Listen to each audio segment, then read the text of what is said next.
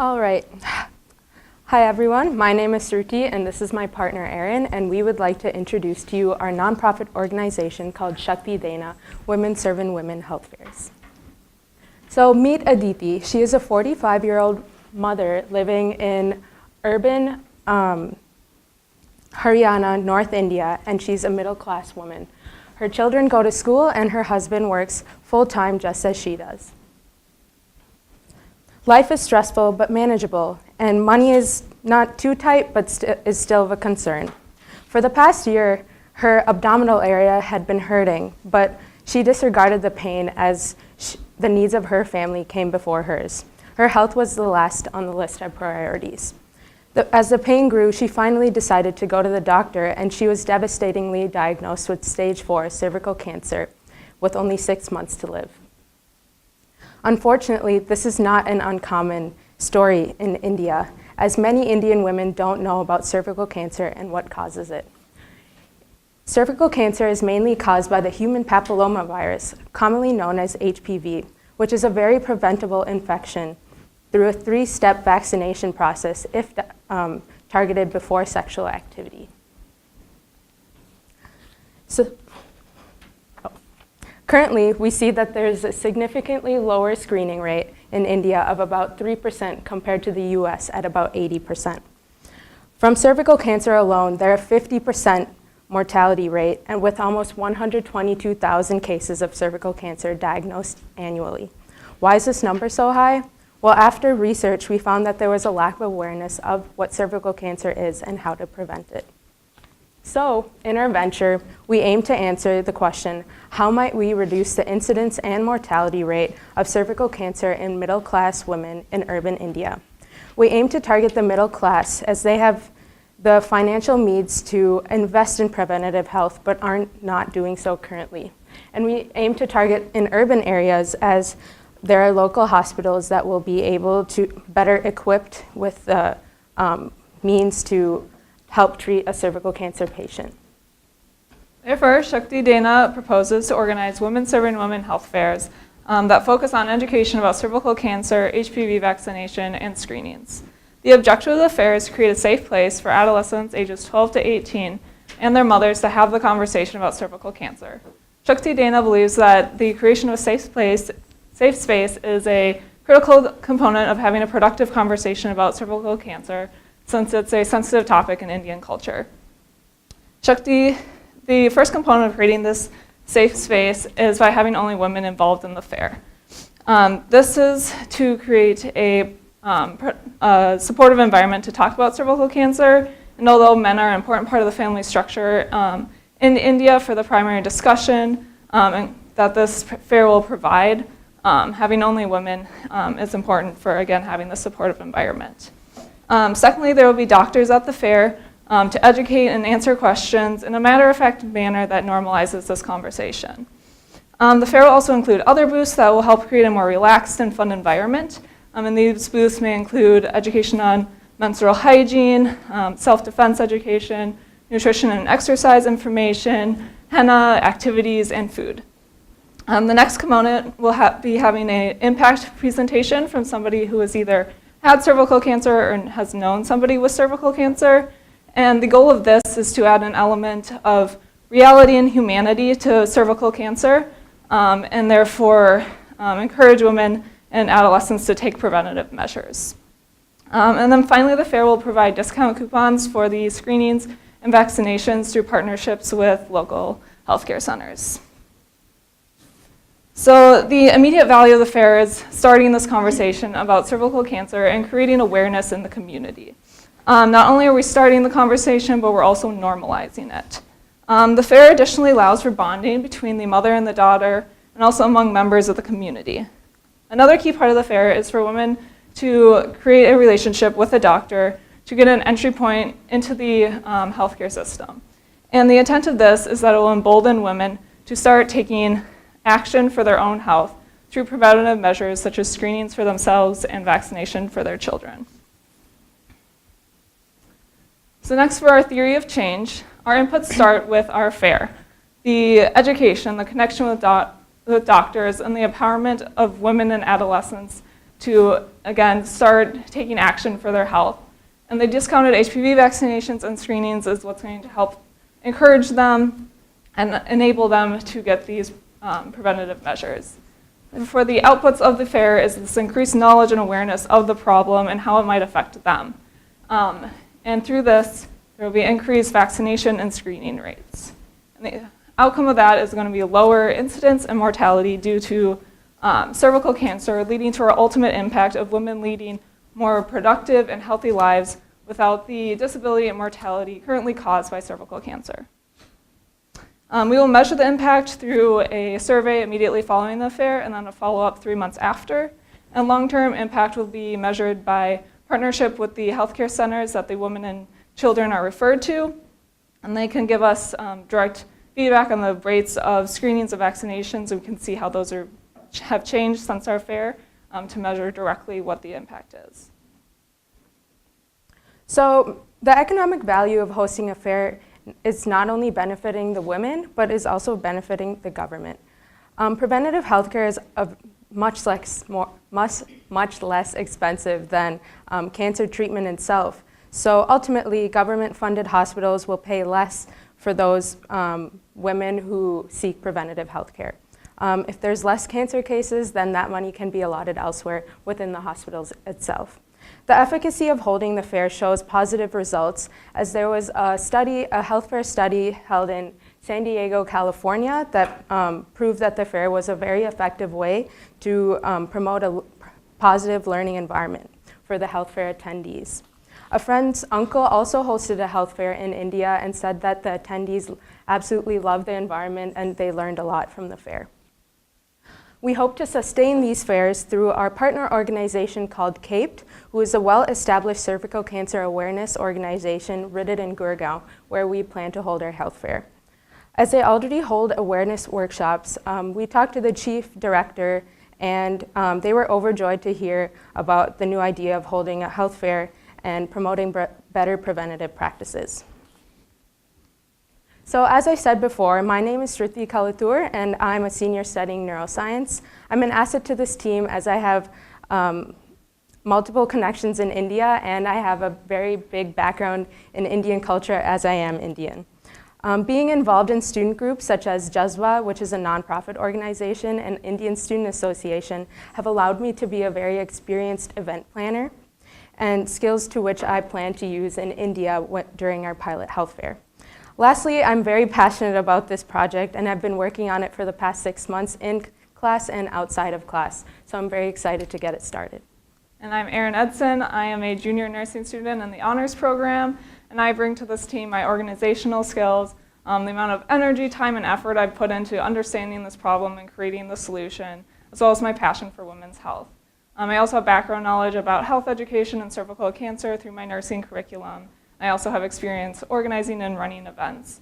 And I strongly believe that as a team, we have the experience, skills, knowledge, and drive to really carry out this venture successfully.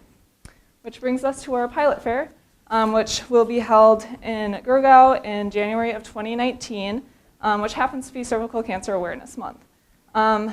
When the fair will be held at a school courtyard, and the booths will be set up in a circle. And so when people enter, there'll be a booth, welcoming booth that greets them and also gives them a handout that has to be stamped at each booth in order to get food at the end. And the purpose of this is to encourage everyone to attend every booth, especially the cervical cancer booth. We expect the fair to attract between 1,000 and 1,500 people from about 6 to 8 schools in the area.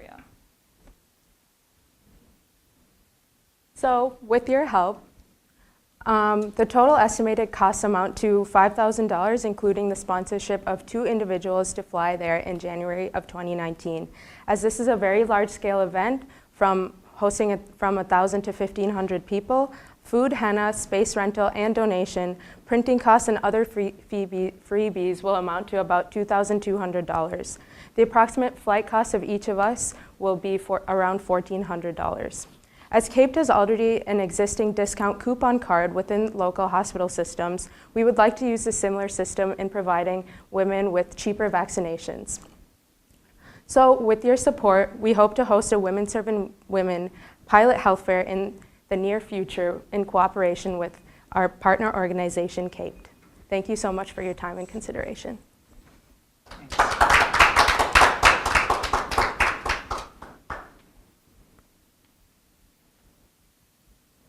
Questions whenever you guys are ready. I think give them that one. I mean, if you want to have them on the live stream. Just have them pass them.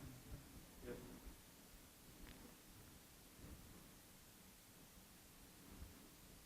Oh, when do we talk? Oh, okay.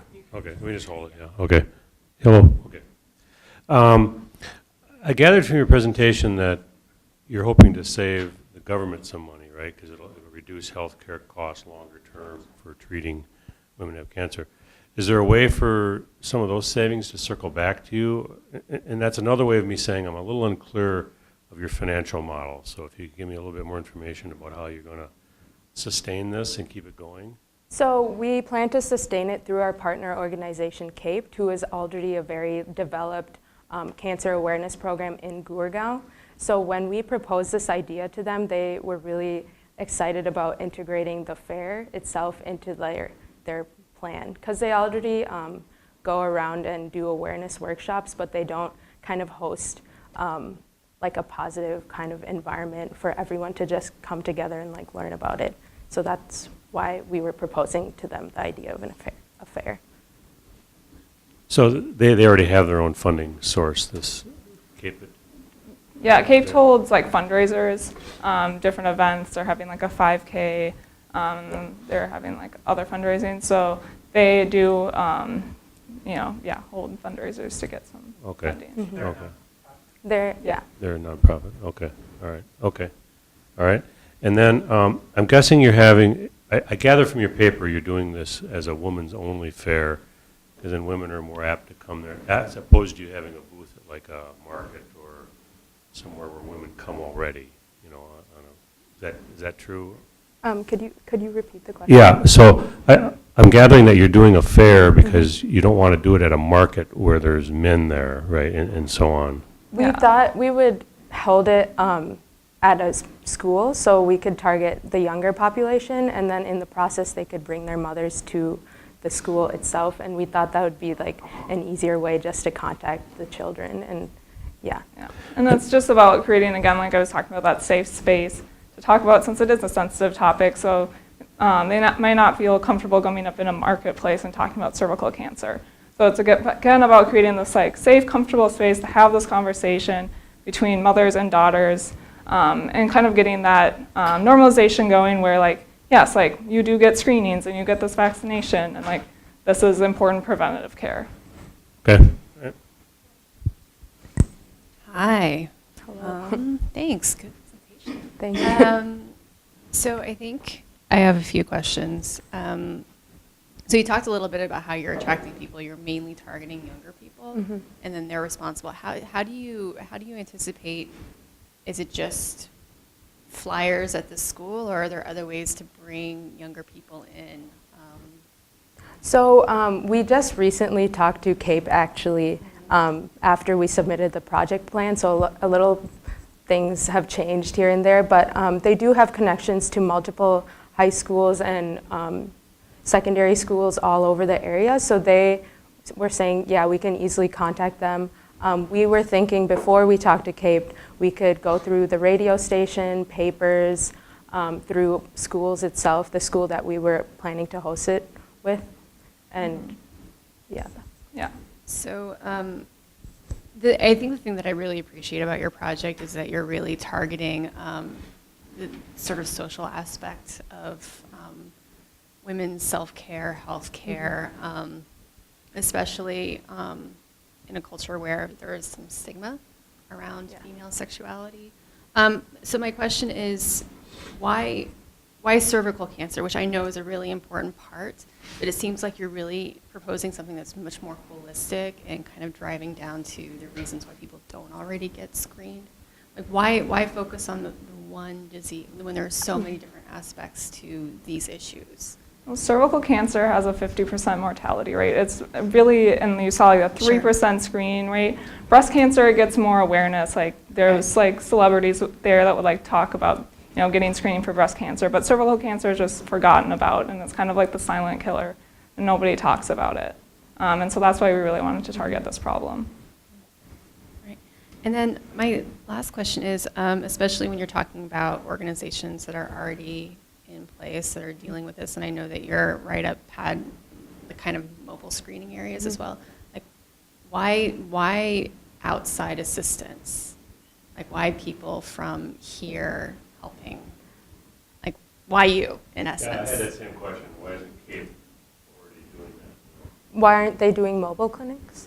Why aren't they doing fairs like this? Is it just because they didn't have the idea? Yeah, fairs aren't very common in India, so that's why we thought we would propose the fair to them. We did a lot of research trying to find out about fairs that happened in India, and we couldn't really find anything. Our only closest thing was the one held in San Diego. But they are, on a side note, they are doing mobile health clinics in India, but that's for the rural areas, and for the urban areas, they haven't really come up with a solution for that yet.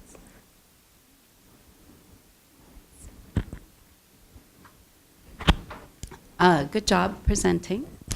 And my question is around the HPV vaccine and its existing use in India, or sort of the knowledge base around the vaccine itself, and maybe even the prevalence of other vaccines and how accepted they are as part of healthcare in India. Yeah, so vaccines are a part of healthcare, the HPV not so much. It's not funded, not a part of like the regular like vaccine rotation. Does that kind of answer your question? Is there something else that I Well, missed? do you have, like, can you give me any statistics on, like, is it available in India? Like, if someone decides they want to get it, can they get it? Yes, yeah, we talked to a doctor that's also from Gurgaon, and she talked about how she would bring it up to like her patients that would come in to get the HPV vaccine. But not all doctors do that, and so it's not widely given. I don't have a statistic off the top of my head, but it's available, yes. Because that seems to me like something else on your education and awareness. Is obviously people, if they start requesting it, the healthcare system may respond, but they're, you know, the HPV vaccine has had some controversy in this country as well. So being able to kind of bridge the gap and make people comfortable with that, including Exactly. physicians, Yeah. might be a worthwhile endeavor. Exactly, yes. That we have thought about that a lot and how to approach like talking about it. And yeah, it has been given unethically in the past in India, so definitely want to be like sensitive to that kind of topic, but we think it's important, and we think we could be able to encourage people to get it.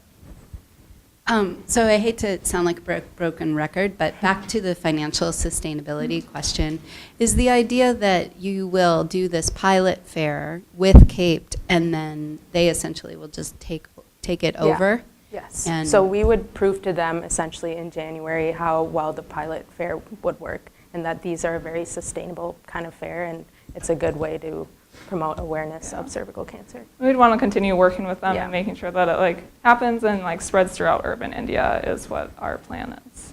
So another way to put that is, where would you see it like in 2020? 2019 you'll do the fair. What would be your dream in 2020?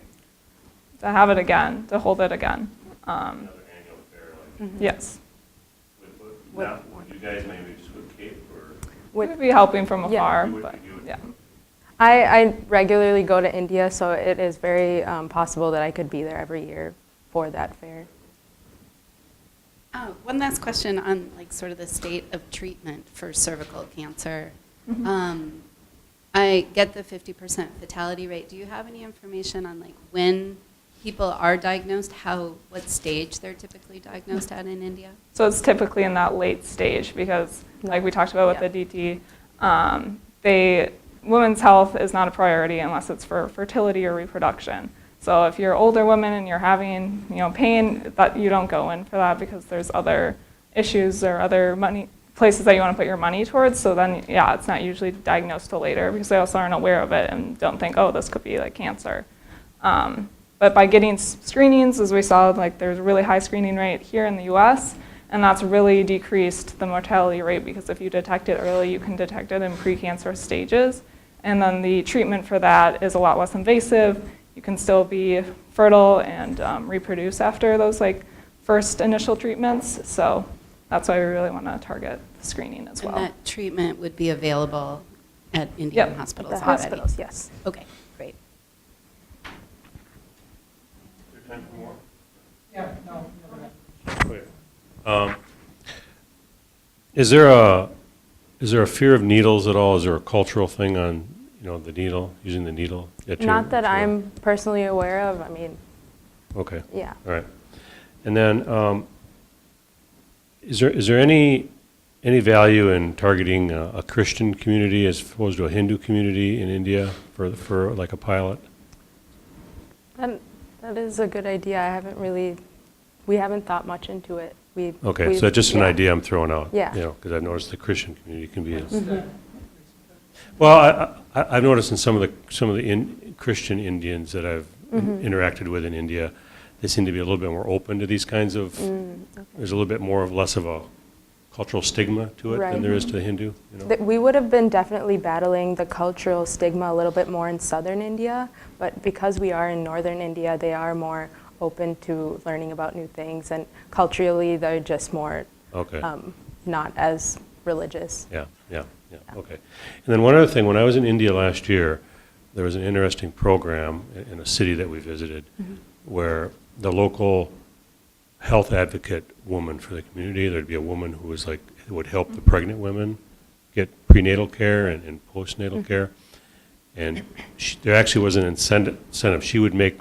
The government would pay her if she could talk the woman into actually going to the hospital to have her baby.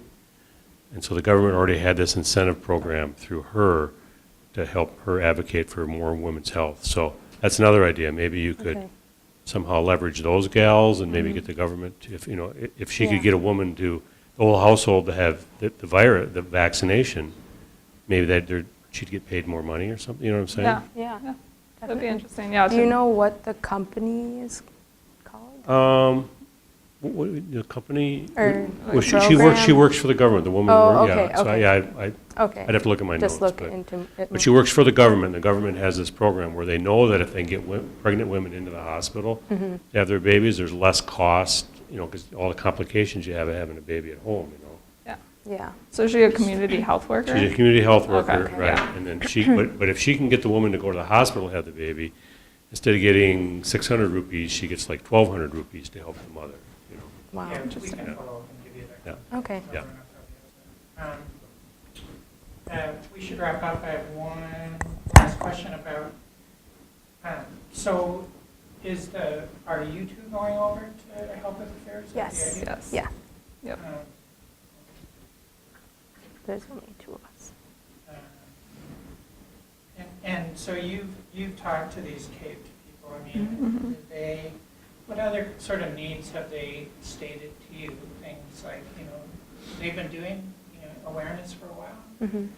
What have they said were their problems that they've seen? I mean, why did, obviously they like this fair for a reason. Why is that? What is it that it's helping them? For the time that we did talk to her, she was listing out everything that we had already researched, which was very validating to what we've been doing. But other problems. I mean, it's just, it's a large scale event. She was like, if we're gonna put all this effort in, like, let's invite like 6 to 8 schools, like, let's get a lot of people there and really like make an impact.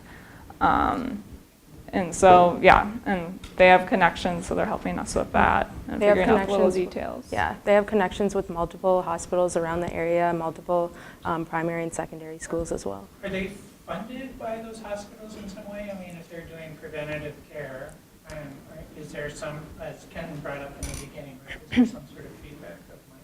Well, they give them the discount coupons for the screenings. The hospital? The hospitals do, so. Reading from your paper, they get barbecue, kraut, budgie, and smack is. Yeah, that would be their partners. Yeah. We should wrap up. Great, Okay. thanks. Yeah. Thank you.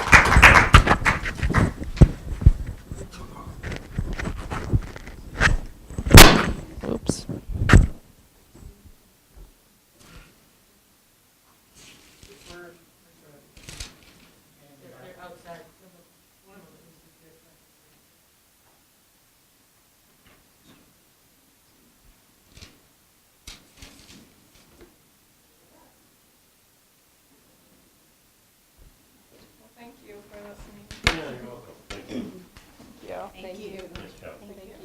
Thank you.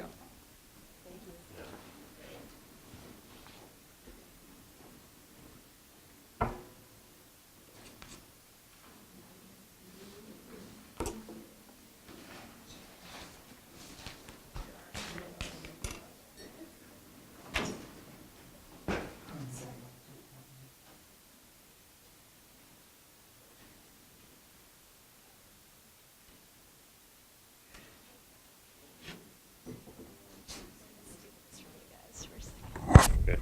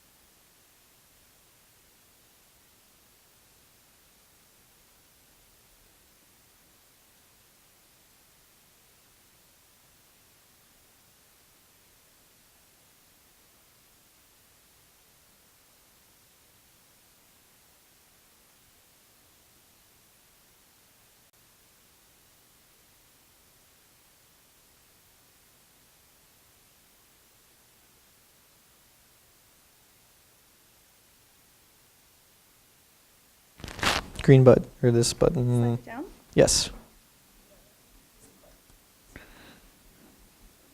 Sorry, I don't know.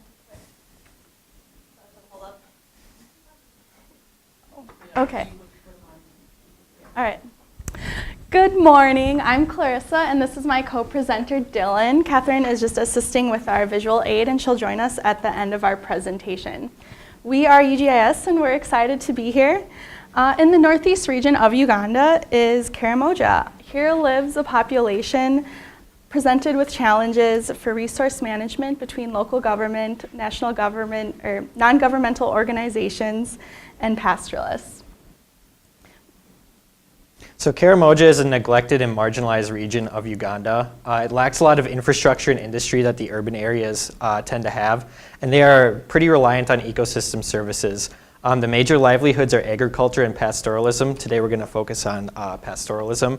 But livestock are significant economic contributors. 3.2% of Uganda GDP is due to livestock production. And if you compare that to U.S. agricultural sector as a whole, it makes up about 1.1% of our GDP. So looking at that, you can tell that livestock are very, very important to the economic output of Uganda.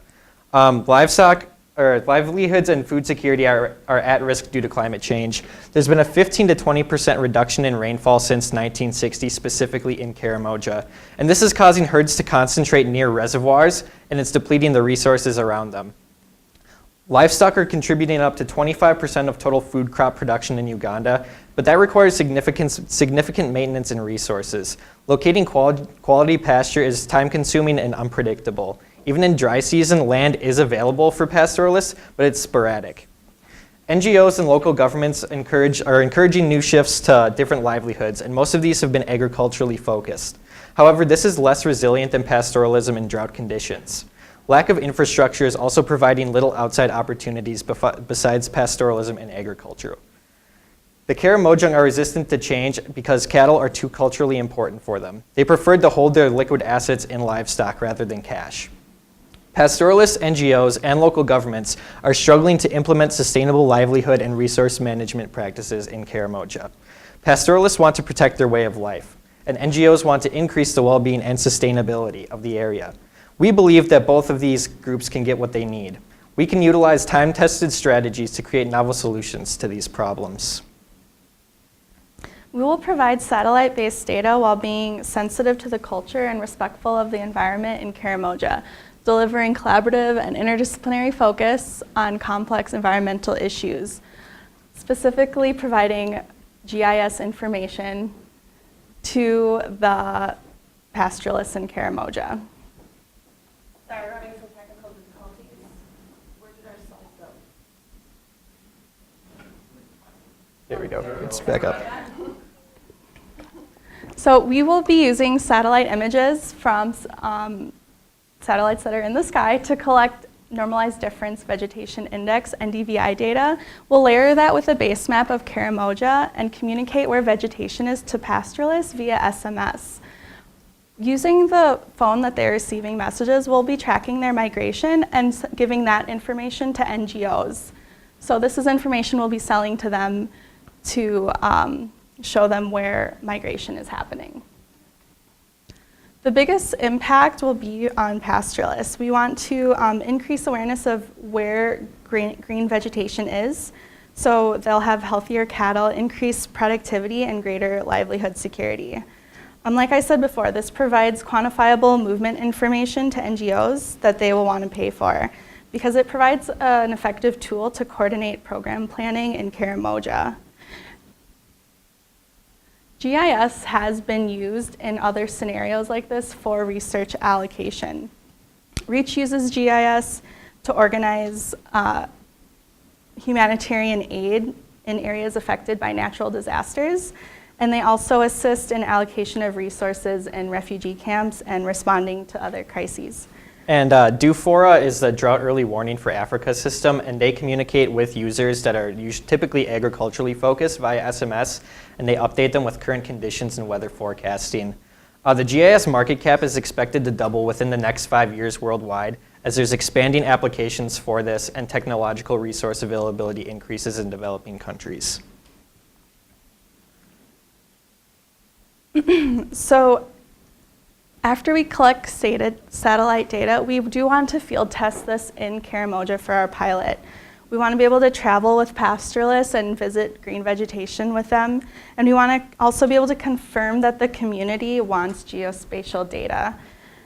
We want to survey them and verify that they'll use and respond to SMS, and also budget for this service, because they pay per text versus what we're familiar with of a data plan.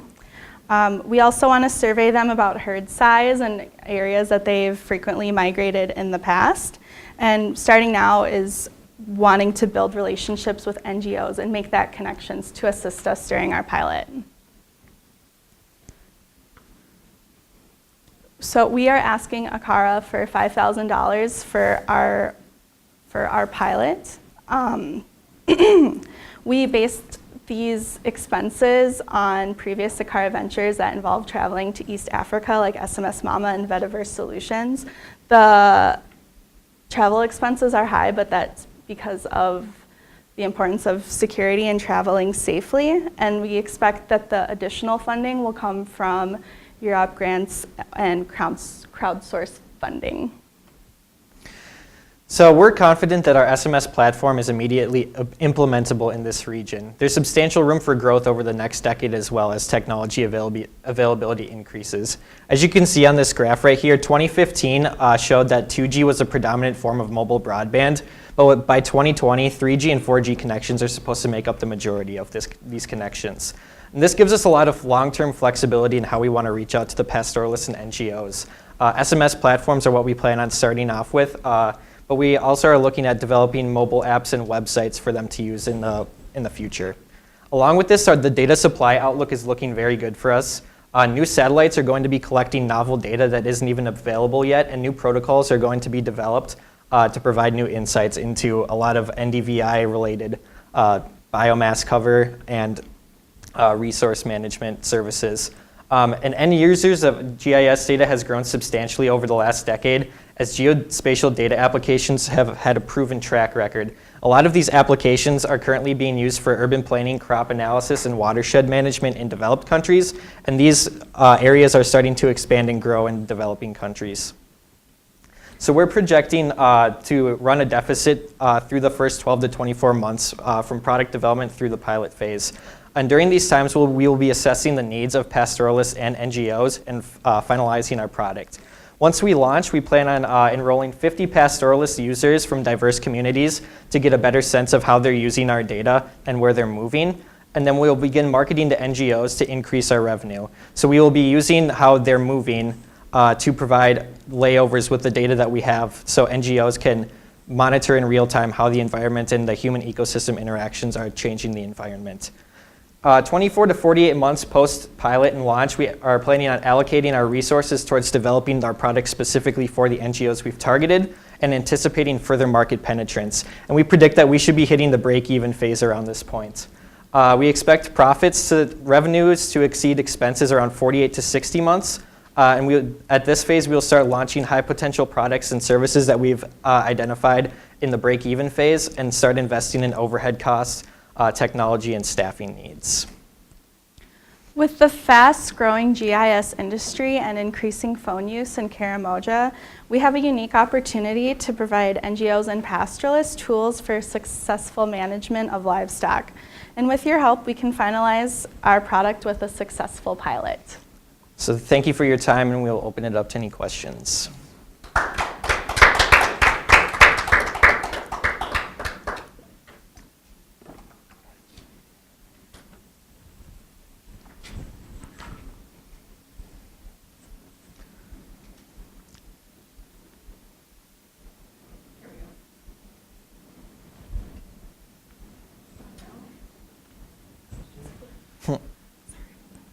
No worries. I think I might have hit a button when I had it in my hand too, so I'm not entirely sure. That next time. Hi. So I have a few questions. I think that you spoke to the availability of the tech and the subscribership, but it's still hovering around 50 to 60%. Do you have any plans for assisting with that adoption as part of this pilot?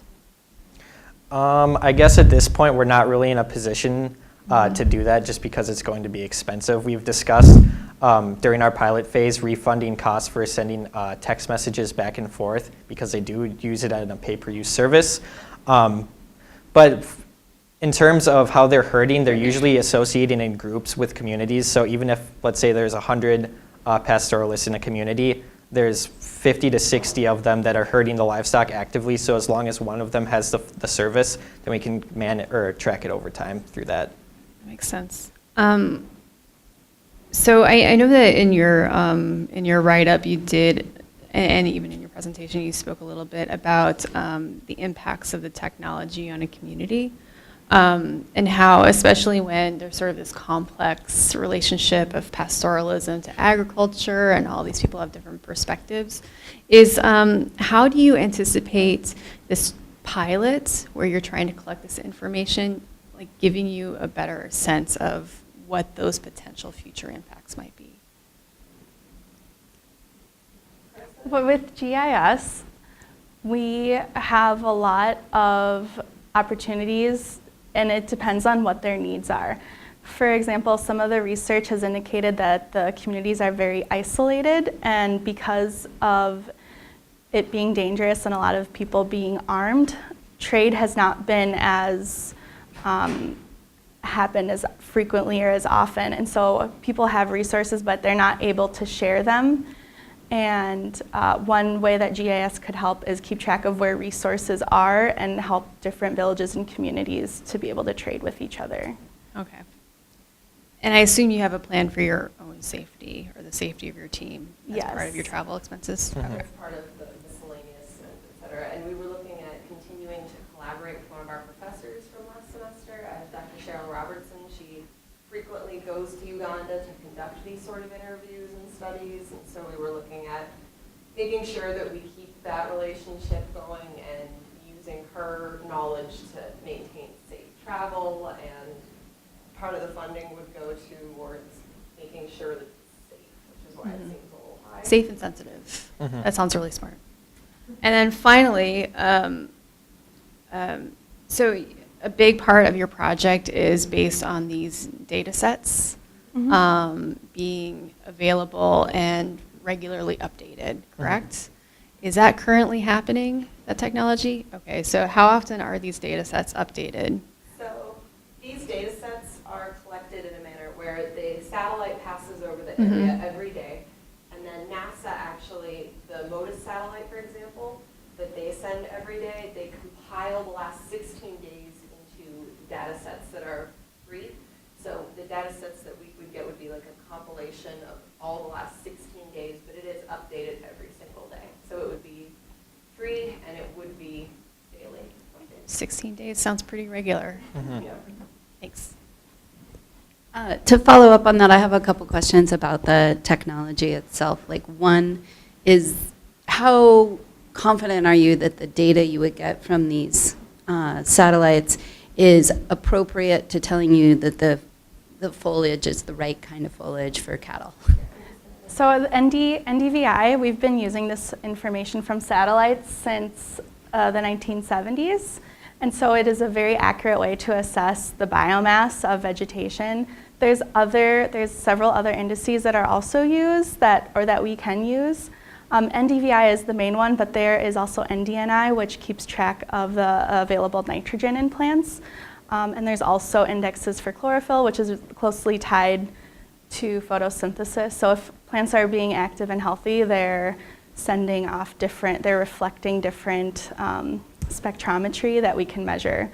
And with the increase in new satellites being launched and satellites being replaced, it's coming back with new spectrometry that people aren't yet analyzing because it's not here yet. And so it's a really great opportunity to already be in a position to analyze that data. And or I guess in terms of, you were asking specifically about how this ties to like palatable food for cattle. That's part of how we plan on operating our pilot too, is looking at, here's the readings that we're getting on NDVI. Let's go in and check where the biomass actually is and confirm that it's there and see what kind of readings we're getting out of it.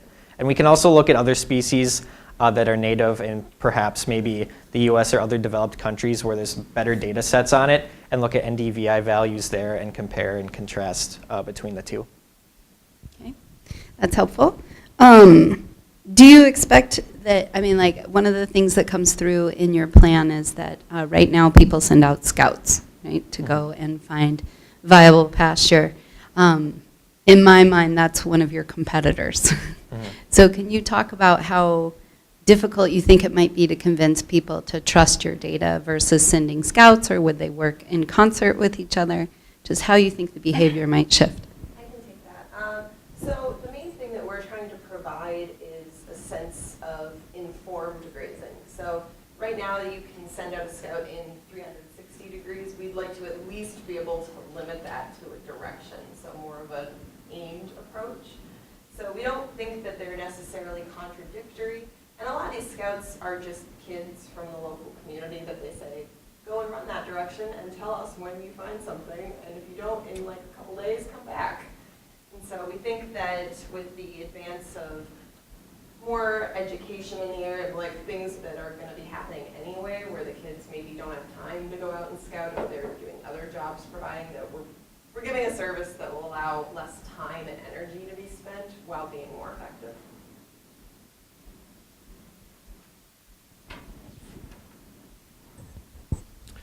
Yeah, hi. Very interesting plan. Help me understand more what the motivation of the NGO is to funnel revenue back to you. So We plan on using the information we're collecting from pastoralists. So our model is that we're going to give them the information on where grazable lands are for free. And in a sense, that's an investment for us because it's giving us information back on how they're using our data and where they're going and providing some sort of context for the human ecosystem interaction. So then we can overlay that with our other indices that we have, such as NDVI, and provide NGOs with a sense that this is how they're using the land and here's how it's changing. So NGOs will want this data because they can use it to address how the communities are using the ecosystem and change their approaches for interventions that they have based on the community needs. So they can monitor water availability, pasture availability, among other things. So right now we want to start off just specifically with pasture land, but because we have such a huge amount of access to all of this different data, we can start to figure out what the specific needs are for specific NGOs and communities and then target our services towards them. So one quick example of that, how we would use that data that we're collecting to provide that service is disease modeling from ILRI, the International Livestock Research Institute, that are based in Kenya. And because of these nomadic, unpredictable movements where they're grazing together, there's a lot of spread of zoonotic diseases, diseases between the cattle. And so being able to give a clear picture of where exactly have they gone in the last month, how have these different herds interacted, come together and dispersed, could be really useful with disease modeling or other issues like that. And pinpointing the exact location of maybe where a zoonotic disease is located and how it's spreading. So if I have a herd of cattle, am I checking this GIS data like once per season? Like I'm ready to take my cow. It's been, the dry season's coming. I got to leave where I'm at. I need to go where there's grass. Mm-hmm. I check one time with you guys. I go in that direction. I find grass, and I'm there for the rest of the season, right? Or am I moving around all the time, like every week checking with you guys to see where I got to go? Usually from our preliminary interviews that Cheryl conducted when she was in Uganda and from the research we've done, we found that movement depends on a couple things, mostly the size of the herd. If you only have a few cows, then you're probably not going to be moving as much. But a lot of these communities group together to herd, and so they find an area of pasture for a month or two, usually. Sometimes less, sometimes it's 2 weeks. I think the average time is about 3 to 4 weeks before they move on to a new area, and they are very good about kind of knowing when they need to keep moving and find new pasture, but they're very nomadic across the entire region throughout the dry season.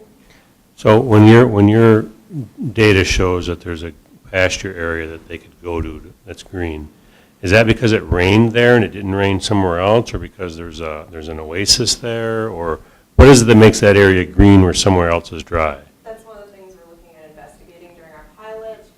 The main thing we found is it's a mixture of water availability and soil quality. Oh. Is that correct? Mm-hmm. Yep. Yeah, the biggest inhibitor for plant growth is water availability. So when there is precipitation, like 2 to 3 weeks later, there is an increase in green vegetation. Do the pastoralists now already rely on the NGOs for something? They do. They're heavily reliant on foreign aid for food security. Especially in the villages, so the men take the cattle and leave to keep the herds going, but the groups in town are still very reliant. On like supplemental food from the government or whatever that's distributed through the NGO? Mm-hmm. Yes. Oh, okay. And so how does that change with your doing? We're providing greater security so that the herds will be healthier and they can spend less time wandering and more time going. It And- doesn't solve everything. And with that, NGOs there's a very diverse applications for what the NGOs are specifically doing. There's tons and tons of them operating within Karamoja. And by providing them this data, they can adapt their interventions to better target where people are and what they specifically need. So like we've said before, their interventions to adjust livelihoods has not worked because agriculture is a lot riskier in drought conditions than raising livestock is. So by giving them a sense of what the communities need on like a quantitative base, then they can use the information to better interact with the communities. Just to clarify something you just said, though, you said providing the data to them. Really, you meant selling the data to them. Yes. Yes. Okay. Yes. We Okay. want to be a successful business, and one of the Yeah. things that our business model focuses on is we know that pastoralists are not enough to keep us in business. Just they don't have the finances, and so we are going to these neglected markets that can't necessarily pay for the services that other companies are providing by then using these collected data sets to sell to NGOs. And offset the cost of giving it to the pastoralists. I'm sorry, go I ahead. have one quick question about that. So you mentioned earlier in your presentation, I think you just touched on it again, that these NGOs have been trying to encourage or incentivize a shift to agricultural production as opposed to pastoralism. How can you ensure that they won't use your data to sort of support that shift? Or would you, I think it seems like part of the point of your project is trying to help these communities continue their way of life in a smarter, more competitive way. Is that something that concerns you? I guess maybe a little bit, but our end goal is to increase well-being and productivity of these regions. And we don't want to be dictating what the NGOs and the pastoralists are doing. We want to enable them to more accurately and be in a better position to make those decisions for themselves. And providing this data allows them to do that. So initially, providing the information on how they're using the land and where they're moving gives NGOs a better sense of how to intervene. And so, in a sense, like I said, it's not profitable for us to charge the pastoralists themselves anyways. So if we end up losing that, it doesn't cost us anything anyways. So it's... We would like to protect their livelihoods, but at the same time, it's a developing country. It's going to continue to develop, and with climate change, it's uncertain how long this way of life can be continued. We're kind of providing a bit of a buffer, I guess you could say, allowing that livelihood to continue until something else can effectively take hold. Because if they lost this now, they wouldn't have anything. And the NGOs need time to figure out what they can offer instead. Because I think the other main issue with agriculture they've seen is that they're not seeing anything from it. So they go and they try and farm for one season and it's not successful, and so they wonder why they should be putting their time into something that's not going to feed their family. And so this kind of gives that nice little in-between transition between I can feed my family and then, oh, there's something else that can provide for me. Most people just want to feed themselves and their families. Hypothetically, if they did switch to farming or agriculture or growing something, there's still lots of applications for remote sensing, because you can look at plants that are water stressed using the normalized difference water index. And you can also use that remote sensing data to plan for fertilization and other agricultural practices. So that's one last question. Let me wrap up. So have you done any data sets as an example, or if you go and do a pilot and you have, tell me about that, right? Have you actually used any of these data sets? Yeah, I've taken a GIS course, and I plan on taking remote sensing GIS this fall. Chris is also looking at doing Europe with this plan to further develop our protocols and start establishing how exactly we'll be analyzing the data with a faculty mentor. And you have, who's going, and when? I graduate the soonest. I graduate in December, so I would be the first one available. So a year from now? Probably, and then during the dry season, so in between June and December. That's one of the main issues with timing ours. Okay. The other thing we're looking at was next fall semester, depending on availability. Cool. All right, thanks. Thank you.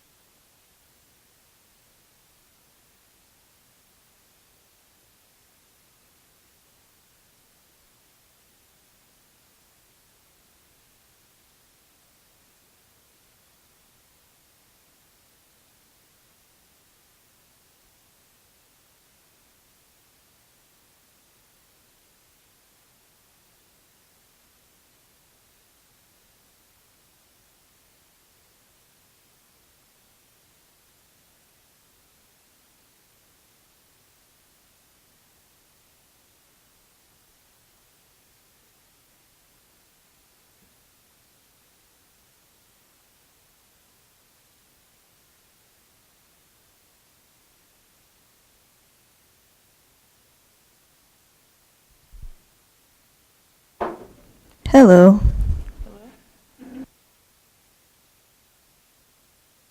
Hello? Hello? Hello? Okay, thank you.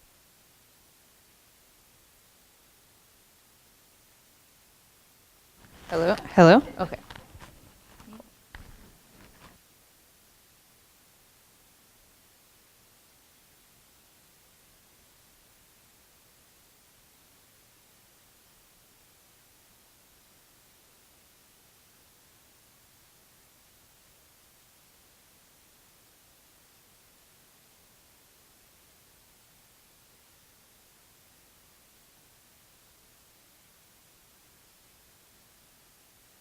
Whenever you guys are ready.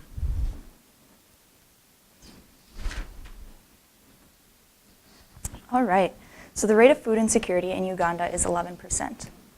The rate of food insecurity in Karamoja, our region of interest, is nearly 50%. It's been established that the dry season is getting longer and more severe. As a result, this leads to a higher prevalence of food insecure households, which in 2014 alone have risen from 42 to 70%. Meet Nikiro. Nikiro is a 5-year-old girl and the 4th child in her family. She helps with the daily chores as well as watching her younger siblings for her mother. Her father and eldest brother have been gone now for 4 months.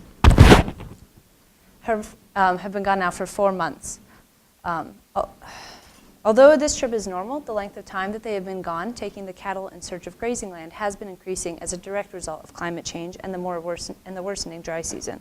This means that homestaying family members do not have a daily source of milk, a major staple in the Karamoja diet known for its nutritional value. Her mother also has to spend more money to find nutritional substitutes during this dry season. It should also be mentioned that Nikiro, like many of her peers, 65% of them will not attend school. Children like Nikira in the region face and feel the effects of climate change and this drought. In Kabong in particular, the wasting status is 27.7%. So with climate change lengthening the dry season, men and cattle are away for longer periods of time, leaving children to face not having adequate sources of milk, and they're facing malnutrition because of this dry season. So given all of this, we wonder, how might we improve the nutrition of primary school children during the dry season in the Kabong region? We're focusing on primary school children because during this period of development, it's crucial to have adequate nutrition for proper cognitive, emotional, and development. That's where education comes in. Education is meant to directly meet this nutritional deficit by, at its simplest, putting dairy cows in primary schools. So to begin, we will partner with the Alternative Basic Education for Karamoja, or ABEC, which is the local school system. Working with both the school committee and local elders, we will appropriately subsidize the price of 3 dairy cows, the appropriate amount for a typical ABEC school. These cows will then be given to a caretaker who will be selected based on his availability to grazing land during the dry season, his proximity to the primary school, as well as their community standing. Our team will then oversee the purchasing and placement of the cattle, its vaccinations, as well as its transport to the site of the primary school. At the school, the teachers will evenly distribute the milk to the primary school children in both the morning and evening classes to ensure they have a daily access to milk. This will energize the students and allow them to be more productive at home as well as at school. Finally, all male offspring will be given back to the caretaker as incentive for both his time and resources invested in education. All female offspring will go back to replace aging cows that can no longer produce milk, as well as expanding education sustainably to new sites with no additional costs. Thus, education is a sustainable solution to meet this nutritional deficit in primary school children. So the impacts of education are threefold. First, improve nutrition of the children in this region through a steady source of milk. We'll be measuring this through BMI. Secondly, increase school attendance because of the incentive of 3 milk. And lastly, we hope to see decreased stress in the mothers when they face the challenges of finding adequate nutrition for their children during this season. This will be measured through qualitative interviews and focus groups. Education also has a lot of social value to it. So first, its direct cultural relevance. Milk is highly valued not only for its nutrition, but for other community traditions. Additionally, looking at the use of milk during the dry season, parents prioritize giving milk to their children at the cost of themselves, other family members, and these ceremonial traditions. Education works with the people, not just for the people, to bring communities together to spark conversation about issues surrounding climate change. And lastly, education. Children attending school will have more opportunities to gain the tools they need to become better leaders in the future for their communities. So this is a quote from one of the mothers in the region. "Those who have access to milk are brighter, smarter children. Those who have access to milk can develop into healthy, growing children and are more suited to become strong shepherd boys." So just seeing this from a mother firsthand, I think, really shows us the impact of milk for the children. We have established 3 stakeholders who will benefit financially from education. Firstly, the caretaker who receives the bull calves will be able to sell these at a market value of $300, a substantial amount in that community. Secondly, families will no longer have to purchase food subsidies or milk during the dry season, or at least to a reduced amount, which will reduce their financial stress and allow them to spend their finances elsewhere. Finally, the community benefits because they will have a more highly educated population, which will prepare the area for both economic growth as well as the upcoming livelihood shifts as a direct result of climate change. So we took a look at some alternative solutions. We thought, why not goats? Goats to them are not as valuable as cattle, and there are actually pretty high rates of goat plague in this particular region. Additionally, goats are sold for a lot less, and so the compensation for the caregiver would decrease substantially. Milk powder and nutritional supplements have also been tried already in the region, but they're culturally irrelevant and expensive. They're not as sustainable because of excess packaging and the constant need to resupply that money and the resources to get these supplements to the area. The World Food Program has provided such kind of provisions in the past, but has recently cut some of its funding, leaving a gap that hasn't been filled. So hopefully education could provide these resources and fill that gap. So why do we think this will work? Well, we've already said that education is extremely culturally relevant and requires no major change in behavior. It is also sustainable, and after that initial investment can continue to grow exponentially through the process of the cows reproducing. And finally, a similar project by Heifer International has been done in Tanzania, providing milk at primary schools. This both increased attendance and decreased malnutrition. However, Heifer International's project worked at a much larger scale with the packaging, processing, and distribution of milk. Given the infrastructure of Karamoja, we think it is more plausible, practical, and culturally relevant just to have the cows directly at the schools. So our pilot program begins with developing relationship with the BEC officials. Through their help, we'll determine a pilot school site and help to implement the data collection training for the teachers. We'll be working also with the community elders to find a respected community member who will be the caretaker of the cow. So from our focus groups, which we hope to complete by the end of next month, we'll determine how much of a subsidy we will provide to purchase a cow and how much the community will invest together for this purchase. Then we will work with the locals to purchase a cow at a fair price and hand it over to the care of the caretaker. The cows will be close to the schools, as Abby had mentioned, for ease of access for the children. So to assist with all of these details, our team would join our partners to guide the project through its first few weeks and to also meet with other schools and communities to determine expansion possibilities. After the initial placement of the cows, or before the initial placement of the cows, we will assess both BMI, school attendance, and the stress levels of mothers. BMI will be done at the schools, and teachers will be trained and provided the proper equipment to take these measurements. School attendance will also be taken at the schools, and the stress levels will be assessed through focus groups, as Maria said. After the initial implementation of the cows, these metrics will be taken every 3 months for the next 2 years to assess the impact of education. Our team will be responsible for compiling, processing, and interpreting the data, as well as adjusting education where need be to make sure that it has the greatest impact on the community. Through these metrics, we will also plan out expanding possibilities. So we're looking at a few different options for funding. First, the Acara Challenge, and then later in April, we hope to compete in the Seed Low Carbon Challenge and overall crowdsourcing for the project as well. Our pilot cost is $5,310. As you can see, the majority of our costs come from the cows themselves, as well as international travel and lodging for our team. These are both one-time costs, and we do not foresee any future costs to this level. Based on our pilot test, we hope to expand education from these initial cows through the ABEC system. We understand that your funds are not only investing in the children, but you're also investing in us. So Abby and I both have significant cross-cultural experience, so that will help us to adapt to the new culture that we would be working with. Our investment in time, resources, and energy really show our commitment to education as a whole and just this community development idea. And we have a strong desire to work with alongside the communities and to promote sustainability and just to learn from one another in general. So with your initial investment of $5,000, our education team will oversee the purchasing, placement, vaccinations of 3 dairy cows, which will directly provide a source of culturally relevant nutrition daily for 21 children. However, with this exact same investment, in 12 years, we predict that education will be able to reach a minimum of 10 schools, 250 students, and their families, their communities, and ultimately Karamoja as a whole.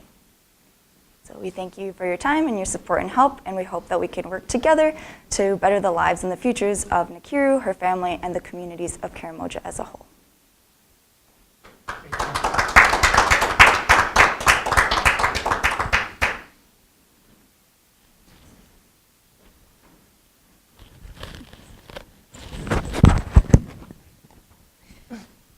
Nice job. Thank you.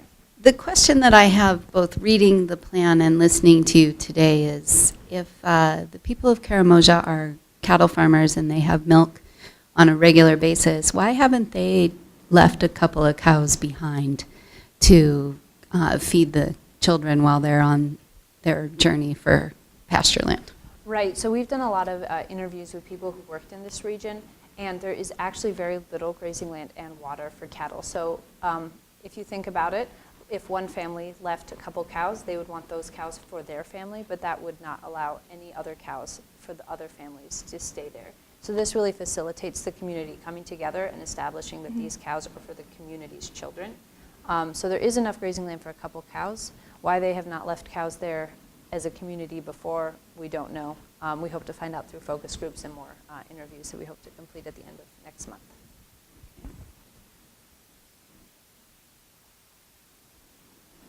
Same true for goats. They don't leave goats. No. The goat plague has been very severe, and we've seen like a huge decrease in goat numbers.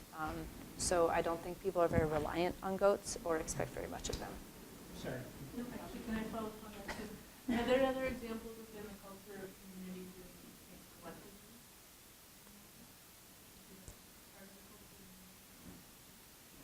Well, all the societal like traditions and the religious aspects, but like coming together to like purchase something with one another, we would want to. We haven't seen anything like that. There's very low infrastructure in the region. No worries, those are all good questions. On the malnutrition part, in the plan there's quite a bit of information about malnutrition, but not an explicit link, in my mind, to the lack of milk during the dry season. How can you have confidence that you'll have an impact on the malnutrition when there may be other factors that are contributing all year long? Right, so there's, we can see that there is malnutrition in the area, and the reason that we're going through milk is because of its cultural significance and its ability to incentivize mothers. We're not bringing in some peanut mesh that the parents will be like, oh, cool. We're really using the culture that already exists, and as you can see, the quote from the mother shows their value of milk. Milk has a lot of nutritional benefits, proteins, fats, carbohydrates, and it does reach a lot of those key nutritional blocks for children.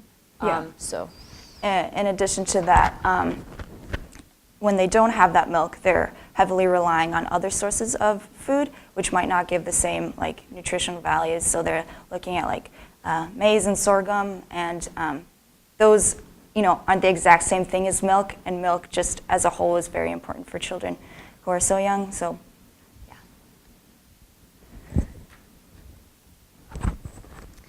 Thanks. Oops. So I have a couple quick questions. Great work. I appreciate how this is a pretty simple intervention, and you have taken great care to make it really culturally relevant. You're suggesting this is a 2-year pilot, and you're going to do these metrics over 3 months. What do you, excuse me, what do you anticipate your oversight being for those 2 years? How are you going to kind of manage the daily, like how what does that look like beyond your residents in Uganda? So like what a daily, Right. Who's thing would look going to like. manage the program over the course of those 2 years, I guess is what I'm asking. right. So ultimately, hopefully with getting all the community elders together with one another, you know, this just will facilitate like starting these conversations with them. So hopefully, you know, I mean, if you see an increase in happiness in the children and like the mothers, then I feel like people would just be more willing to, continue to do this. So hopefully the community leaders will continue to work on that with one another, if that answers. Yeah, also, so initially, the program was initially just to buy a cow and give a cow to the community, but we decided through some interviews and through some analysis that we would prefer to subsidize the cow. And this will mean that the community will have to invest in this cow, and thus they'll have higher stakes into the program as well. We also have been interviewing and finding contacts in the region, and hopefully we'll like to work through the infrastructure of a BEC to just kind of ensure that reliability, accountability with the program. Okay. How is the community investing in the cow? So through our focus groups and our qualitative interviews, we're hoping to ask how much would they be willing if there was this hypothetical situation of having a cow or few for the schools, and like how much each family or group would be willing to contribute to that. And then from there, you know, pooling all of that together, perhaps just doing like the average so everyone can pay like the same amount, and then together they'll be investing with one another. Also, a contact said that it's very common to donate cows or give cows as gifts. They're used in dowries, other cultural ceremonies, and so potentially someone could even donate a cow, and we could, and then that would like go towards the community. So then they would have a high investment into this program as well. Okay. So when you're talking about the sale of the steers, right? That's just to support the caretaker. Okay. I think that was the majority of my questions. Okay, thank you. I'm very, very interested in this plan. I'm particularly impressed that there's a Tanzania pilot essentially already out there. I think that's very, very informative. You make a kind of a passing reference in your plan to, and you mentioned it today, of there's other community practices, I think you call them, that utilize milk. So I have some questions about that, but just tell me what those are first. Like what else apparently they use milk for celebrations or something, or festivals? They can use it for or celebrations. They can use it as giving a gift because it is so valuable. They can use it in other like religious ceremonies. We didn't dive deeply into specific religious ways that they use it, but yeah. Okay, so I see that as being a key component of this because, okay, you've got a couple, 2 or 3 cows at this school, and there's a guy or a gal over watching the cow and milking the cow and all that. But it would seem to me that in addition to a source of revenue of the bull that he gets, which you might go a while before you get a bull, right? I mean, you don't ever know when you're going to get one. That he also would be able to sell the milk to people locally that need it, or right? I mean, isn't there a market for the milk? There is not a market. No market for the milk. So Okay. these communities are very small. If you look at Google Maps, we actually originally had a picture of a Google map like of these villages. They're very small. There's like 3 to 8 houses in a small community in the middle of nowhere. So there isn't that same market that would be found in like larger communities. So how many kids are typically in a school? 20. Oh, they're very, very small rural schools. Yep. Oh, I see. So if you had 3 cows per school, you're about where you want to be, is what you're saying? Yep. Okay, and then during the dry season, those families, the cows are gone, the mother or whatever in the house doesn't need milk for like baking or cooking, or? They usually prioritize the milk to give to young children. So we've seen a shift in the uses of milk from 10, 20 years ago to now, and now they mostly prioritize giving to the children. I think more like just giving directly, just to drink the milk. Yeah, okay, all right, okay, all right. In addition to the caretaker, is there going to be somebody that will keep somebody from selling the cow, or, you know, will there be like somebody in the community who's in charge of the caregiver, the cow caregiver? So hopefully we'll have like the community elders. That's what we kind of wanted to see through our qualitative interviews. Like, who would those people be that kind of like oversee this? Because we're going to be working with them to determine the caregiver. Oh, I see. So Okay, hopefully okay. they will, you know, be watching closely. And this person hopefully will be a respected one, member of the community. So they would choose them because they know they can trust them. Okay. Okay, thank you.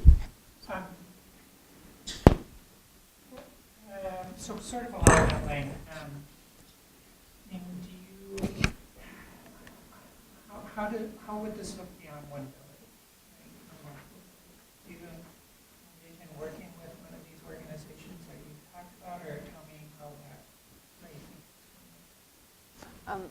Sorry. So beyond one village, right? I Oh. mean, what's this going to look like? You know, if you do this for this one village, what about beyond that? Looking at a partner organization, or tell me more. Yeah, so beyond this, well, we'll hope to, you know, if we go there, to meet with other communities in the area to hopefully, you know, expand to their communities. But from that, hopefully we can work with ABEC to kind of maybe somehow implement that into like their school curriculum and stuff like that. So, yeah. And what is ABEC? Are they like a NGO? They're a government school. They're called the Alternative Basic Education for Karamoja. It's meant to meet the pastoralist communities with their lifestyle to give like a basic education. Yeah, so the teachers will travel with them with the pastoralist communities and provide education. Does that mean that they move the colleges if the school is moving? The schools have been moving, although we had a recent interview that said that they've been moving less, and the communities are becoming more sediment just as livelihoods are shifting. So that could change. And tell me more about the pilot logistics. That's the two of you going this summer? Next summer? Hopefully this summer. At the end of the summer to prep for the dry season. The dry season is when? There are 2 3-month dry seasons, although those have been getting longer. There's one in October to February. Like it shifts a bit, as well as March to June. Yeah, within those two ranges, yeah. Yeah. So there's like a Within winter and a February. summer dry season. If So you would go at the end of the summer, and that makes sense. you guys both have still go to school yet? She's done. I graduate. How long would you stay there once you get there? With our calculations, we said about a month, but that could very well change depending on like how much, you know, interviews we're getting, or like these focus groups, and how much just we're learning about the culture. I think it would be, or like from going to and experiencing a different culture, I know that it's always best to like stay as long as you can to really immerse yourself in the culture and like learn the language and the customs. So a month at least, we hope. Yeah. A month with the option to extend. Yeah. Yes. It takes off. Mhm. Exactly. Yeah. I am very comfortable internationally, and I see myself in the future working internationally in health development. I think education, or this program, is kind of what I expected college to be more like, and I'm really glad I found it. But I think just my past work in a high school in rural Nepal doing health development or health trips there, I think I've shown that I care about health and desire to pursue this both now and in my future. Yeah. Similarly, college would be like something like this, where you actually get to take your ideas and like actually implement them into the real world. Yeah, I've just been growing more interested in community development and like having people work together, not just providing relief, which is important in some instances, but really wanting to develop and think about those long-term goals. So I think this would be like a really great starting point to really see how that plays out. Great, thanks. All right, thank you.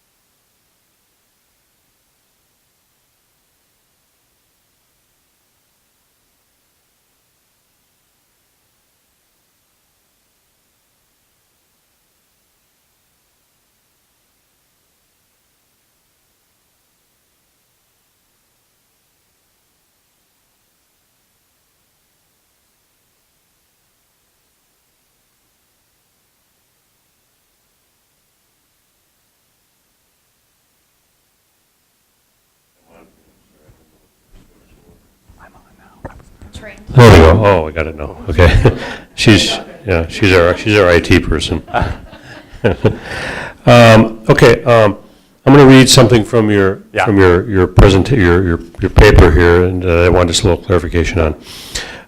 Mosier is not requesting funds for the purposes of completing the physical project, which would be the fences and building the pens and creating the chicken farm, right, and the chickens. You're seeking resources through Acara that will help complete the fundraising for the project, hire Minnesota students. So that was that whole team you showed there, right? Yep. So you're hoping to, through that process, figure out where your best bang for the dollar is to go to find more donors, more investors, that kind of thing, right? Correct. And I noticed data analytics, which is a really important piece of that, right? Yep. Okay. Thank you for clarifying that.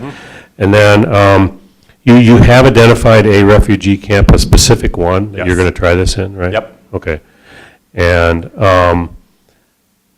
once you're in there, like, some of the initial funding will be sunk, I imagine, into like chicken feed and water for the chickens and, right? Because you got to get that going before you can turn a profit, right? So, but you're looking more for money from us for just the fundraising component of it and identifying who the donors are. Okay, got it. If I could make one point on that, the project itself is funded to a point where it will be, the initial $8,000 is already on the ground and being used to purchase those startup materials.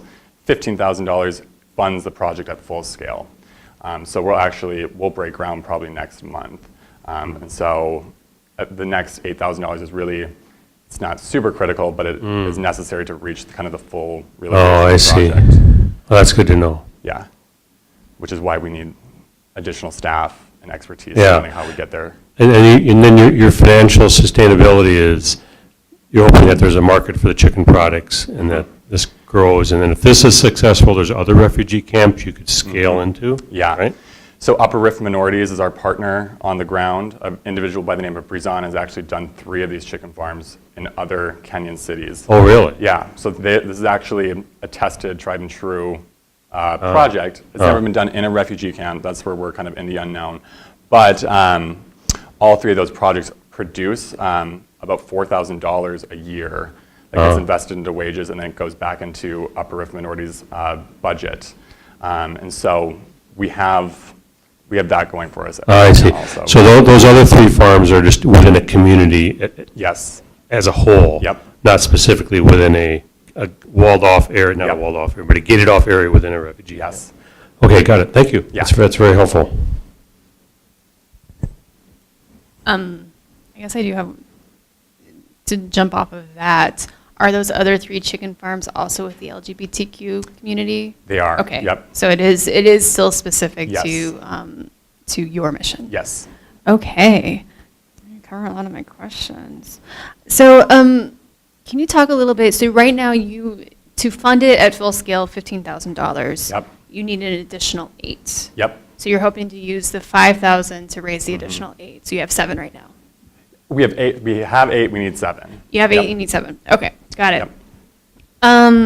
So I think you say you have a donor base of 70 people, and that's where you're getting that 8,000. Yes. So that's where you've. Yep. Are there other funding sources that you're also investigating? Yeah. I'm curious about how the specific, like the project itself seems very Acara sympathetic, but the nature of your request not so much. So I'm curious about the other funding sources that you're investigating. Yeah, I think on that point, that's really why we need to be out in DC, New York City, and San Francisco, because those major international LGBT funders don't exist right here. And a lot of those organizations in our early conversations with the relationships that we're trying to build, they really want that proof of concept. And this project really represents kind of our way to prove to these, we'll call them institutional funders, that this model works, that we are worthy of a $40,000 to $60,000 grant to do 5 of these across East Africa. So, can you use? So you're already partnering. What's the name of the other organization? Upper Rift Minorities. Okay. Upper Rift? Rift. Yep. Okay. So can you use, and the big thing that you're trying to get right now is data to take to your donors. and then also obviously the development funds to approach them. Can you use data from those 3 Yeah. chicken Yep. farms that already exist? Yep. So why do you need the additional, is it specific to the refugee community? It's specific to the refugee community, and to date, these individuals don't really have a business background, so the data that they do have on those projects is either kind of non-existent or it's not been documented in a way that's super credible. Okay. Which is part of the reason why they've had issues getting funding from other multinational groups.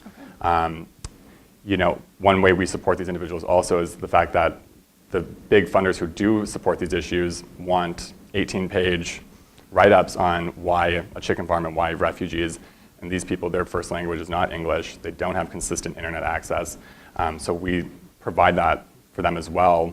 So while we're all looking for funding, we also help them get to a point where they're also applying to organizations for their own funding, and the hope is that together we'll fill that gap. Okay. I think that's all I have. Okay, thank you. So I think this is a really interesting idea, but I'm a little puzzled as to why raise the money and break ground Yep. before knowing something more about the market and the potential opportunity. Yeah. So what we know right now, Upper Rift Minorities in Brizan has a really great relationship with the United Nations in the camp. And the United Nations has about a 200-person hotel that exists in Kakuma refugee camp. And they have a verbal agreement already to be purchasing 8 crates a day of eggs, a crate being 24 eggs. So that's what, about almost 200 eggs every 2 days. That agreement is in place, and that alone would fund the project in its most infant form. To scale, we would have to go to Red Cross, UNICEF, other groups on the ground to purchase additional products as it expands. But again, I guess we do have a really good idea. It's all been verbal agreements, and it hasn't been tested yet. And so our organization, we set out to be a high-risk kind of philanthropic group because nobody else is giving these individuals a chance. And so that's kind of where we are filling the need right now. So yeah, if it feels like there's some risk associated that we don't know that specific data, that's totally true. And that's really what we're trying to figure out. Oh, that's true that you don't have a lot of specific data, but you keep revealing bits of information that are actually more compelling. Okay, yeah. So my recommendation to you would be able to say things in your plan about the idea comes from someone else who has executed this successfully in other parts of Kenya. You already have a customer lined up that's going to buy a significant number of eggs. Okay. So those kinds of things help us understand that this is a real opportunity, even if we don't have a full business plan. Yeah. There's reason to go ahead with it as opposed to we just think it might work. Right, okay. No, that's great feedback, thank you. And so I just want to understand a little bit more on the skill building side for the LBGT people in the camp. So the idea is they would run the chicken farm. Yep. Can you talk a little bit about any intentionality you would build into the program around employment skill and entrepreneurial skill for these people? Yep. So the staff at Upper Rift Minorities, the group of people who have done these first 3 chicken farms, have kind of already begun a consistent weekly training process with the refugees that they've identified as being the ones who will step up initially to kind of run this pilot. And so really it'll be the mentorship that they get from our partner on the ground on a consistent basis. Brizan is there more than once a week. And actually, just talking to him yesterday, the last conversation he had with the initial team was, he said, you guys figure out how you're going to schedule the hours and the working commitments for the camp. You figure out how you want to divide up the money when the money starts coming in. You know, we're putting a lot of trust into Brizan and Upper Rift Minorities, and they're passing that along to these refugees, expecting that they're going to ask for help when they need it. Long term, I think that's one thing we'd really like to fund is a consistent, more time, people who can spend more time with Brizan to be tracking what type of skills are being passed down, how consistent are these trainings, where is there a need, how can we tap into Peace Corps to get additional expertise, what do we need to go to Land O'Lakes for to solicit advice on when it comes to a disease outbreak, for example, or an issue that comes up with the farm. that's kind of going to be our consistent training, we'll call it, is consistently sourcing information and advice from people in Minnesota to then bring back to Brizon and those refugees.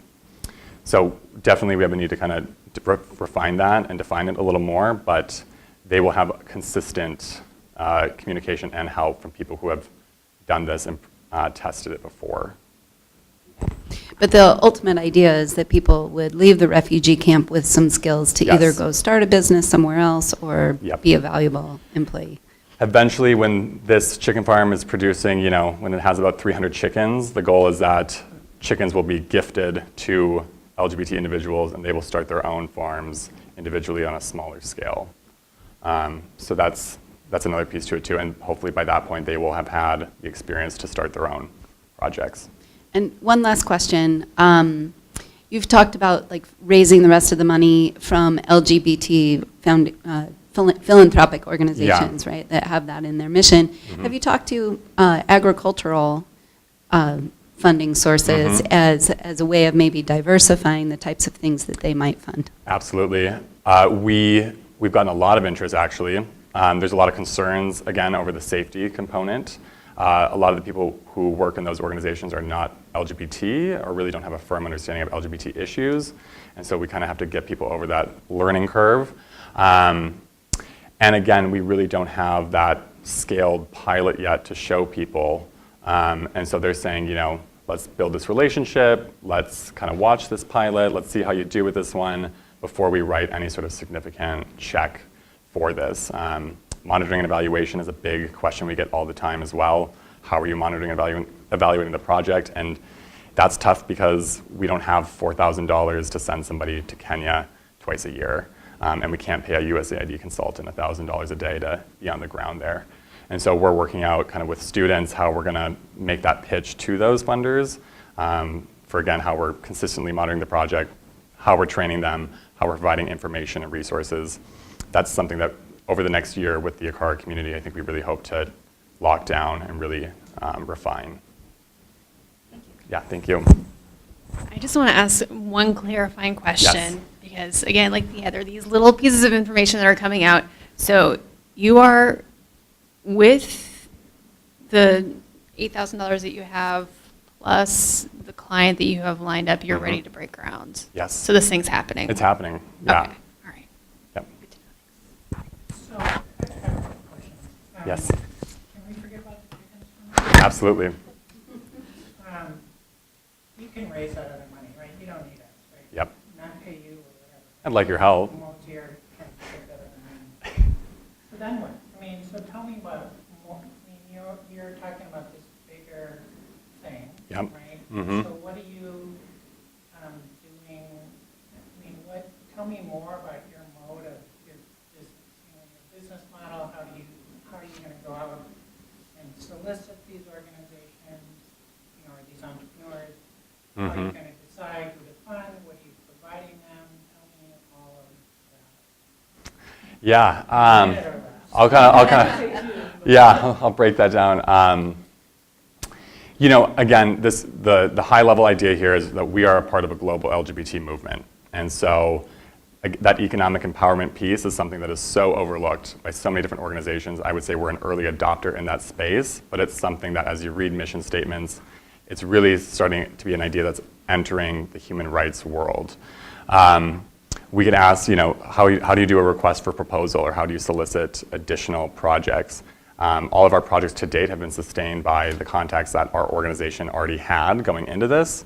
And moving forward, the goal is that we will move into different countries, do requests for proposals, with the focus, again, being on working with the most vulnerable LGBT populations globally. Those, I don't know, I guess to kind of round out your questions. What are you giving them? Yeah. They're running a chicken farm, right? So you give them $16,000, which is awesome. Yeah. So what else are you giving them? If you want to be a successful entrepreneur, as you are, what do you need? Yeah. What are you getting from people besides money? That's not enough. Right. It's really, I think, our organization is that accountability piece. It's that consistent check-in. It's that mentorship from business leaders and people who have worked in international development here.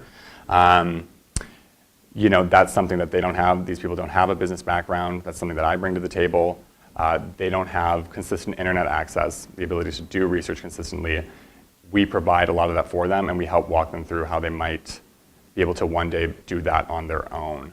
And so I see that being kind of something that we also hope to get from this program, is also that accountability and that mentorship to better help and serve these people. So in essence, what you want to be as an organization is to channel the existing support system and knowledge for supporting entrepreneurs to the specific community. Yep. Is that correct? And it's incredibly siloed right now, which is what I tried to paint for all of you, is the resources are just sit in too many different points and nobody's talking. Overall, right now, what's your current annual budget for Moser? Mm-hmm. And what could be your vision for Moser? Yeah. We moved forward in 2018 with roughly $50,000. That primarily funds my salary and a few of the infrastructure pieces associated with having a nonprofit. 3 years down the line, to me, you know, we will be a full 501c3. That board of directors will take a good year to 2 years, I believe, to actually get up and running, to find the people who really want to invest in this long term. 3 years from now, I'd like to be in a few other countries. I think if we can manage 5 projects alone with kind of our 2-person team right now, supported by a few student interns, I don't see why we couldn't be up to 10 projects in a 3-year period. From a job standpoint, I try to keep everything in terms of jobs and economic impact. If we're thinking this year, we could potentially create 10 new jobs on top of the 6 that we've already created. I would say in a 3-year period, 50 or more jobs is not out of line. And that's where kind of a number where I'd like to be. And at that point now, we're really going to have some strong data in terms of the job component and then the direct economic impact that we're making to those individuals. And by having kind of that 501c3 documentation, by having the board of directors, by becoming, I would say, legitimate, a lot of these national LGBT funders, I think, are really going to open up to us a lot more. So by year 3, I'd like to be approaching USAID, State Department, the Arcus Foundation, for some serious capacity building money surrounding what we're doing. Does that kind of answer? Any questions? Cool. Okay. Thank you so much. Thank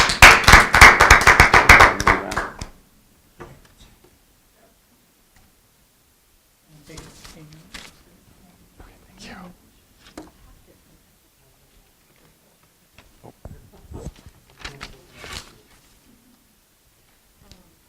One sec. Oh, you want it? Thank you so much.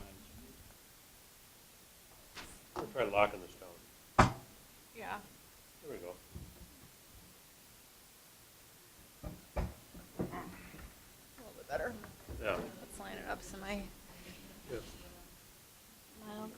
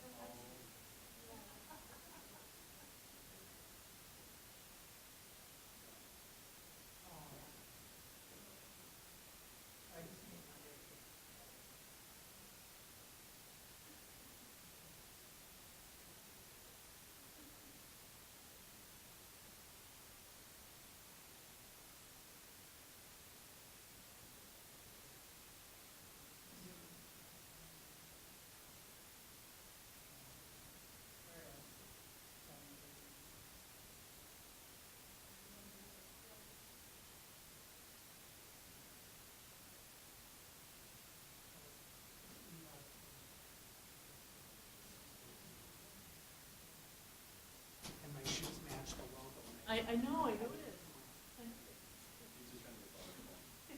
We're not giving funding for shoes matching branding.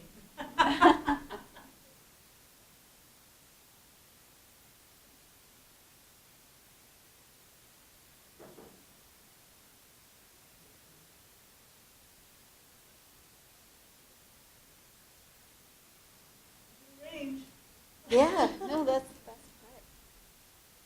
Oh, you're making me want to stretch. I'm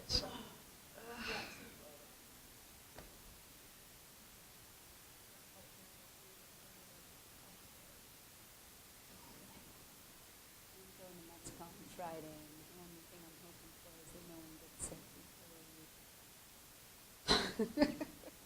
Catching a body. One of the Just had families. deja vu. Was that big last year? Did you do a big trip? Yeah, we went to Europe in the fall. Yeah. last year. And this year, we're just going for the week, but we're traveling with 2 other families. And just this morning, one of the women texted to say the young daughter, she was like 11, broke her arm. Oh, jeez. Yeah. And it's like, well, waterproof cast. What else can you do? Cool. But I feel bad for the little girl. She's a go-getter, and like she was ready to have some fun, I'm sure. She probably will.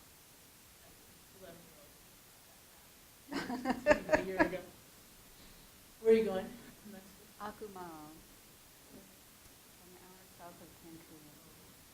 So, Yucatan, yeah, not quite Cancun.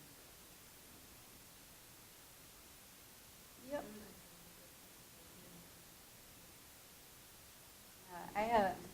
I was in the Yucatan in the mid-90s too, and or maybe it was later actually, but I think about it, maybe it was more around 2000.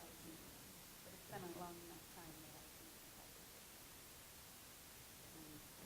And interesting. This is the first time I've ever done this kind of like multi-family trip. They coordinated all your Yes. It's just like round and around, and it's only gotten more crazy. Like, just those things that are revealed in ways that people do different things. And like, I always thought I was a planner. We're talking some serious detail orientation. But, whatever it takes. But I laughed. What did I put together a whole spreadsheet estimating everything from tips to No way. yeah, like to try to figure out how much cash we might need. Banks. In Mexico. Easy. We're going to be able to get cash. So that kind of stuff is funny to me. Right. Right. And he knows this. He's been in Mexico. My husband and I are serious planners, but when it comes to the point where it's actually a problem. Like it's February, in our world with kids and both working all summer. Yeah. Now having we manage to plan the camp. It's like family vacation. We have no idea what we're doing because but then we get to a point where it's like, oh, we want to do a cabin, but they're all rented or Right. to a fault, but we're just so like we want our vacation to be about not planning. Right? Yeah. No, and it is a balancing act with vacation because like you have to do some planning, but over planning is a problem, right? Because then you're like, oh, I don't feel like doing that now. I want to just hang out. So, and my husband is like Mr. Spontaneous, and so he resists all efforts at planning. Which doesn't always work. Right, because we did that, several years ago. We went on a van trip to Colorado, and like we didn't plan it. We were like, we bought a van, packed it full of stuff. Wow, how'd it go? It was not that fun, and partly it was the weather. It weirdly rained on us almost every day. Colorado is not usually that rainy. But the other problem that we hadn't anticipated is that we were camping in a van, right? And that's where you're sleeping. You know, the pop-up is the Volkswagen. Well, you have nothing to like leave it campsite, right? So it's very hard to like yourself to stay in the same campsite. So every day we were moving. And I find that very tiring. The best part of the vacation were the 2 nights we stayed in a hotel. So we sold the van. Like, we won't be doing this again. It was very romantic in the concept.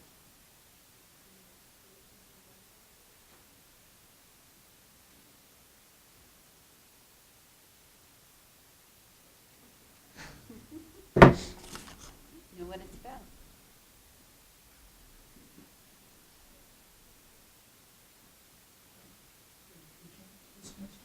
I am, yes. And it's a little rough this semester.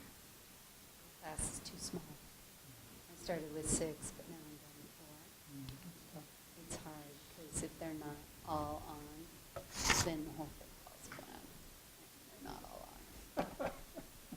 Consistently, I've had people not doing the readings, not finishing assignments that, like, I was saying, this is really important, you have to have this done by the beginning of class because we're going to use it during class, and then people show up 15 minutes early and they're like, I'm confused.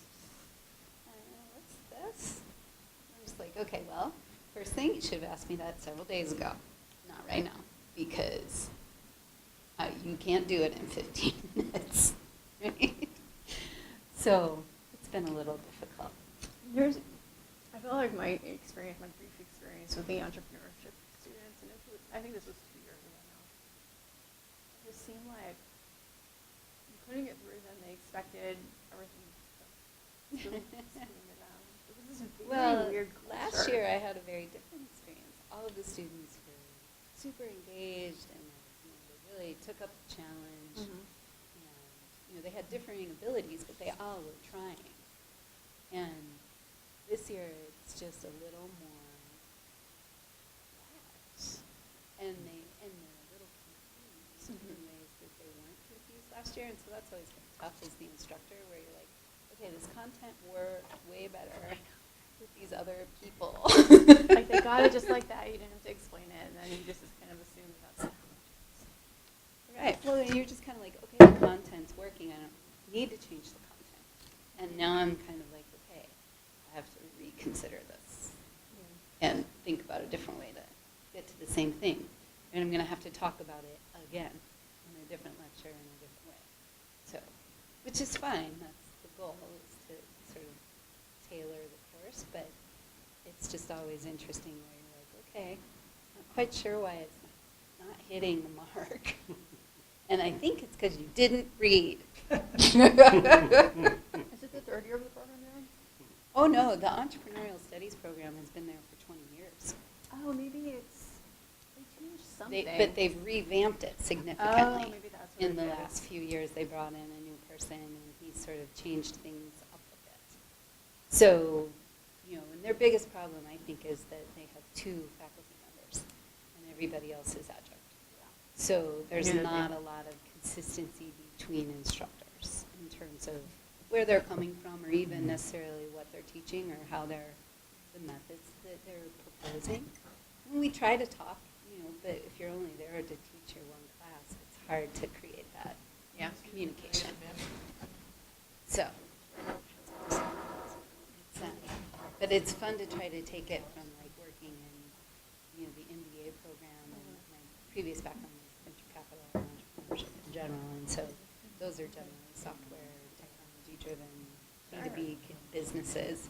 And then here I've got these like sort of small, very lifestyle-type creative businesses. And so that are coming out of your students, or that are coming out of the students, and so it's interesting to see sort of what translates and what's useful and not useful to them, because I'm trying to make it as practical as possible, not just write a business plan because that's what everybody tells you to do.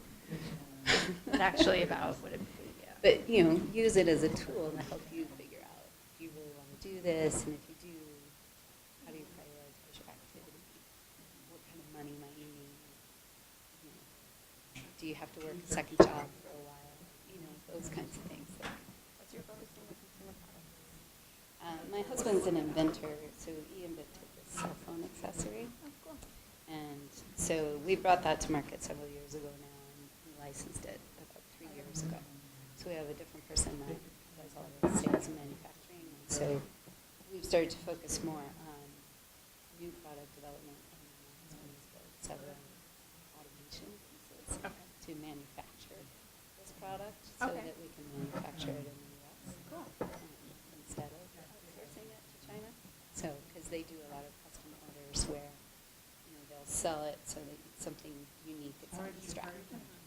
And so that requires sort of a micro manufacturing approach. So he's on his 4th version of the assembly machine right now. So, I'll have another one later. My winter, at least this winter, like, so I've got a certain appreciation for the garage startup moment.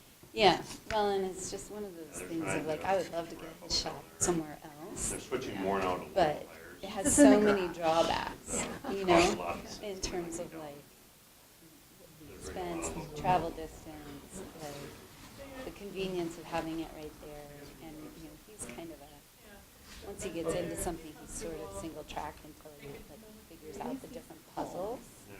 So yeah, so it's kind of nice for him to be able to come in, have dinner, go back. So we'll see, but we've got a couple different things that we're working on. We're trying to get more of utilize the shop in different ways. So, and have some diversification. Just some of that too. Passive income. It's Sure. like we get royalty income from this. And so we're trying to figure out other things that we could either develop or co-develop I'm glad to be in the back. It was future. fun. Go Passive ahead. income off of that. So like the products. Right, so these products are one, but we're looking at redesigning some exercise equipment with the guy that does elite athlete training. And he approached my husband about helping with manufacturing of certain things. And being the kind of person he is, he's like, well, there's a really much more simple way we could do this if we just re-engineered and used this kind of thing. So they're trying to figure that out, and I'm trying to figure out the market opportunity for it and how much it might cost to create this kind of equipment. Because that's not happening otherwise. So we're doing that. That's kind of like on the side burner. Just put that on. And then we have another one of those kinds of projects with a friend of mine who's a startup in Colorado. And he's a scientist and does plant propagation. He's working on micropropagation of cannabis and hemp. And wants to automate some of those processes in a somewhat sterile environment. And so it's another sort of machine.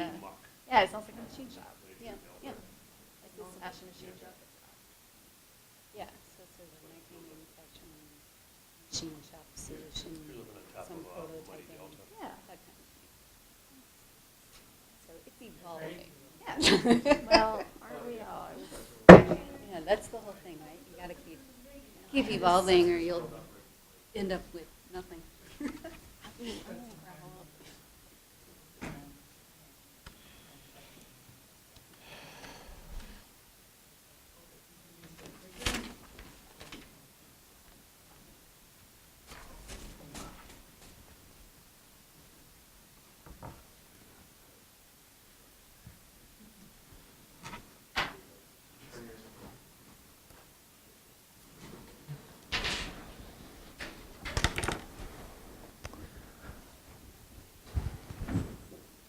My name is Max Wagner. My partner is Aditya. We are the toilet company, and our goal is to end public defecation in India. So, like many of you, I didn't realize exactly what public defecation in India was, and as you can see from these, and I apologize, graphic images, but it literally is going to the bathroom outside. And you might wonder, a lot like I did, why people are doing this. Like, don't they have bathrooms? And if they do, why aren't they using these bathrooms? And the answer is yes, they do have bathrooms. But a lot of them look like this. Some of them aren't quite that bad. But as you'd imagine, you wouldn't really want to go to the bathroom in a place that looks like this. And these have various health concerns and problems that relate to people using these facilities. And so they're left with the best option of going to the bathroom outside. And so as you can see from the graph, India is the highest country by population that is affected, not only by number of people, but also by population. And so to put it in relative terms, approximately 1.6 times the population of every single person in the United States is affected by this in India. So equivalent to 525 million people. And this relates, like I said, to health concerns, and that translates to about 1 in 2 people in India being affected with urinary tract infections as a result of the poor sanitation of these facilities. Yeah, thanks for that. So existing solutions do exist. The government is trying to do everything in their power to eliminate this problem by installing more toilets, but the problem is that there's more toilet construction and less toilet maintenance. So there's a huge difference between the average number of toilets that are being constructed monthly and the average number of toilets that are being looked after or cleaned. The second is that there's no real-time tracking resource. Like many countries have an online resource through which they can track each and every toilet and see whether it's fit for use or not. So that's what is lacking in India. Our solution is very simple. What we want to do is we want to use a microcontroller chip that's like a mini computer chip and install it in each and every latrine. That's what that is going to do is that is going to detect whether a particular toilet is fit for use or not. And if it's unfit for use, then what it's going to do is we're going to install a red bulb on the top of the flush, and that is going to glow red. So that is going to, it's not going to just act as a public safety device, but it would, through public Wi-Fi's, transfer information online about each and every toilet and make the process entirely transparent. And through one of my friends, we did a feasibility study. We surveyed 25 people on a verbal basis, and we found out that over 1 million people commute daily through local trains. And because of, as Max pointed out, that every 1 in 2 women are suffering from UTI, that's got to say something about the level of unhygiene in these toilets. So these are the results which are quite predictable. That 18 said that toilets are extremely unhygienic, and 24 people said that there should be some sort of warning mechanism for them so that they know that this toilet is unfit for use. And so scaling our project, initially we would like to put our system into a couple of facilities between 5 and 15 at tourist attractions. And we'd like to do this for 2 reasons. And the first one is that we would obviously get a lot of exposure. And one of our marketing strategies is that we're going to be branding the bathrooms that we have with our logo so that people sort of understand that when they see our logo, they can connect that with having a clean facility, and then every time they see that, they can sort of know what to expect. The second reason we'd like to do it is because of these bathrooms are notorious for being really, really poorly kept. And that is a result of the number of people who go through them. Some of these locations have upwards of 40,000 people who go through them every single day, which is equivalent to the population of Edina, the entire city.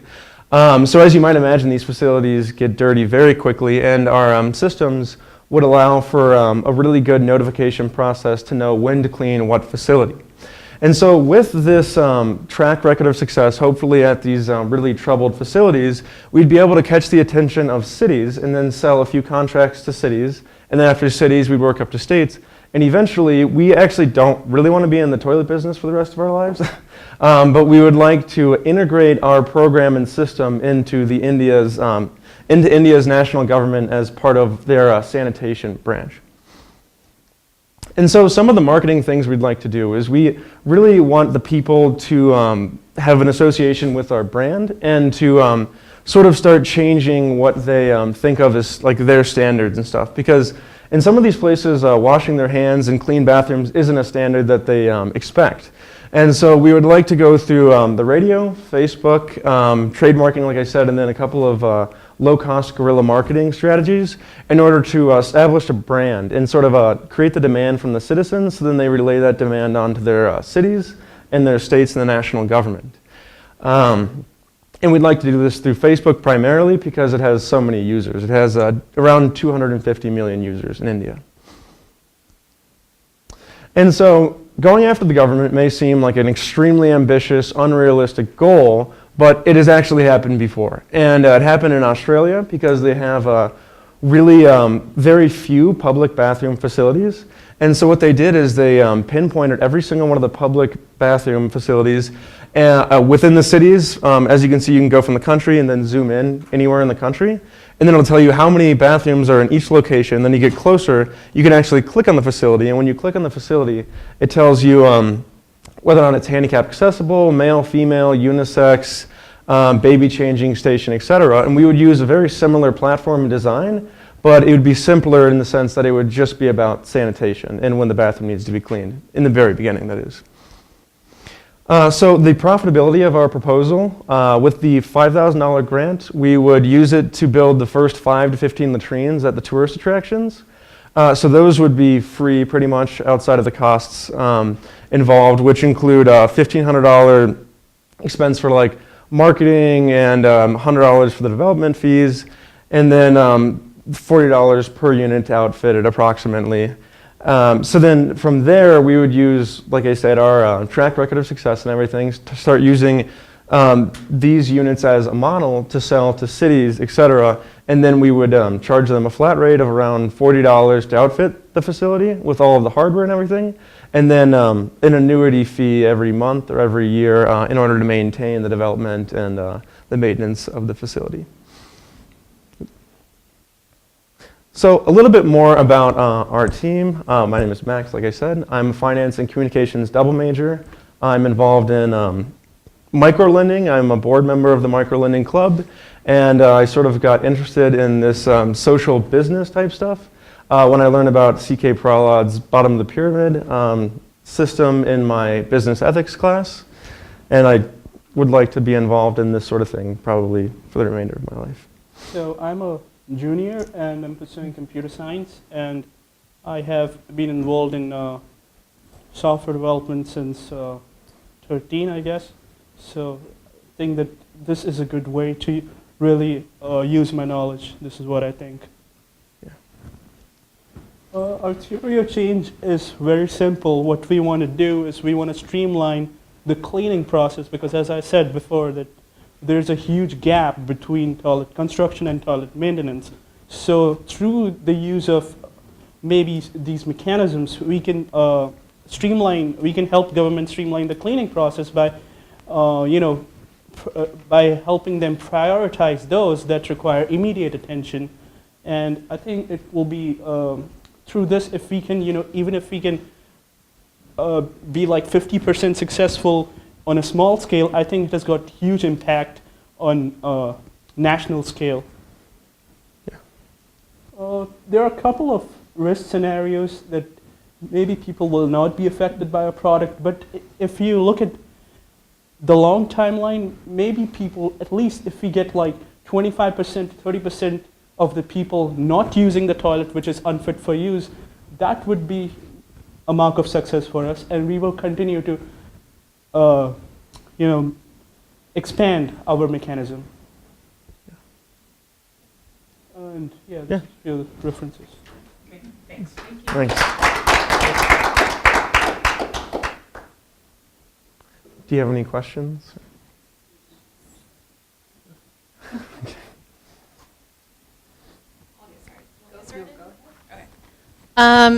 So I'll start off with a couple of hopefully easy ones. So you've got this microcontroller that is somehow sensing the cleanliness of these already public latrines. Are they already in existence, or are you creating the latrines themselves? They're already. Are you talking about the toilets or the controllers? Controllers are in existence. the system is in existence. The toilets, they're not Yeah. being implemented in those toilets, which is what. So they're all the microcontrolling connected to the Wi-Fi. They're already installed. No, so the facilities are already there, and the installation cost is what the $50 goes towards. So it's Yeah. just for the microcontroller, some kind of sensor. You didn't Yeah. talk about what that sensor is. It's a system of sensors. It's very complicated, but at the Give it a the go. top- I want to know more about that sensor. And we're going to see one actually in a toilet working. Yeah. It's not unprecedented. It's used in Australia. Is it like a sniffer? Like No, how does it so- know? How does it know that the bathroom is dirty? No, so the sensors would probably be like a UV type sensor, and then once it would be like, so there's 3 different sensors, right? I'll just draw a simple picture. So this is the lower part of the latrine, right? Here's the first sensor, and the second and the third. And so it would like sense the light, and so once it got covered, then that would indicate, approximately the use of the facility, and that sort of is an indication of the cleanliness. And so then from the time from this sensor to this sensor sort of indicates the rate of which it's being filled. Because somebody has to pump that out, right? No, Yeah. yes, actually, we're going to be using like 4 to 5 sensors, that motion sensor, UV sensor, and one more sensor that comes with the package of the chip. So through that, we're going to be using certain algorithms, that number of people that use the toilet, how much time does it usually take for the toilet to get dirty, and on an average, we're going to combine these processes and make it into a system that is as accurate as possible. Right. Yeah, the idea being that when it's pumped out, they clean. Yeah, exactly. Those two go together. Exactly. But And as it fills up, that's an indicator of that more and more people are going in there, and it's getting dirtier and dirtier. Yeah. And the thing is that, like we have just researched about this, and many engineering colleges are building mechanisms such as automatic cleansing and pedal-based wiping, but they're not working out. So our tool can be they can use it as an open catalyst for for bootstrapping their products. Yeah. So an example of this might be, the government might already have toilet pumping, cleaning crews out there. But they might be running around, they might go to 3 or 4 toilets in a day, they don't even need to be pumped. They Exactly. spend time going there. Yeah, that's what I said, a huge There's difference. 4 toilets Yeah. on the other side of town, they're full, they need to be cleaned and pumped. Is that Yeah, exactly, to lower the costs, yeah. Okay, but I've got a question to follow up on that. Do you have any evidence that that's happening? Yeah. You mean in terms of like they're running around and stuff like that? Cleaning crews are cleaning the wrong toilets? So I think it's like, we have got some references that this is like the national newspaper of the country, so we've got the reference of that, but we have like the statistics say that 40 to 42% of the entire population, as you said, 1.6 times the US population, is just defecating out in the open, which kind of which kind of conveys that there's some sort of urgency that's created by the unhygienic levels of the toilet. I mean, we looked at the number of toilets that are there in a particular area, and we just checked that what is happening to their toilets, and we realized that there was this one article that they're converting their toilets into kitchens and grocery shops, and one case was that they made it into this rental place. I mean, that's disgusting, right? Yeah. But so the issue is that the toilets are so unclean and unhygienic that nobody's actually using them. And I guess it's not the only reason that they're defecating out in the open, but it's one of them, and it's a major reason. And it's just going off of that, sorry. It's kind of an emerging problem also because the Prime Minister, his initiative is to have, to end public defecation by 2020. And so he's going after building all of these new bathrooms and everything, and there's no system of cleaning them. And so he's adding all of these facilities and everything like that, but then they're like not getting used, like he's saying, because there's no people coming out there servicing and stuff like that. I mean, I think her question was, why aren't they already, are they already trying to clean all of these? And how do you know that they aren't cleaning them just because they don't know that they're filling up? As opposed to there just being a general lack of maintenance. Like, So why is this a solution as opposed to a more comprehensive maintenance plan run by the government? Yeah. Well, and that sort of like is what we're trying to get towards, like integrating this solution into the government. But currently, the government like doesn't really like they're not tackling this problem yet, because they're like I said, they're going after the other problem. So this sort of is a comprehensive way of cleaning the facilities, I guess. Yeah. I mean, this is not a new issue. I mean, things are happening, but they all, end up, they're all failing. So maybe we think that we just looked at all the things that haven't worked out, and we came up with this particular thing that this just might, Yeah. Well, I mean, you came up with the concept. I think that I have some questions about whether or not the technology works because, you say that there are all these sensors involved, but I think we all have enough experience with these kinds of technologies to know that they aren't necessarily reliable. They take a lot of R&D that's not in your budget. Prototyping, it's wet and dirty environments that are going to short things out, require a lot of maintenance in and of themselves. Sorry to cut you off. The thing is that this is like a very rising field called the IoT, and what this is going to do is I have like taken 2 courses in this particular thing, and it's like a very simple computer on a chip, and I'm familiar with microcontrollers.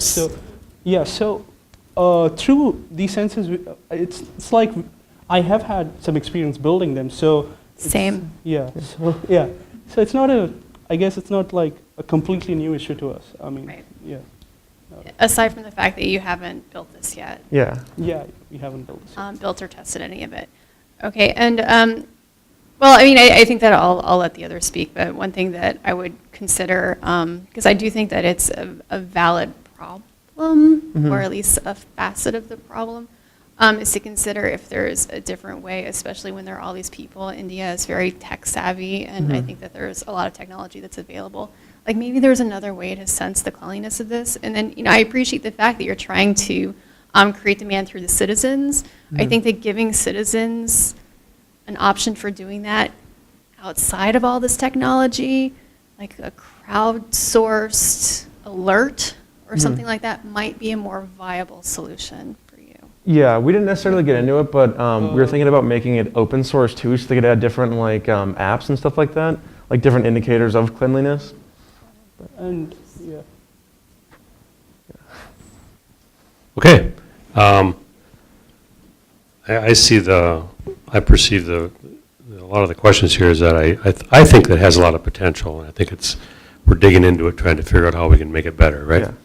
So, I would think that the pilot would be that you'd install this in toilets right here in the U.S., right?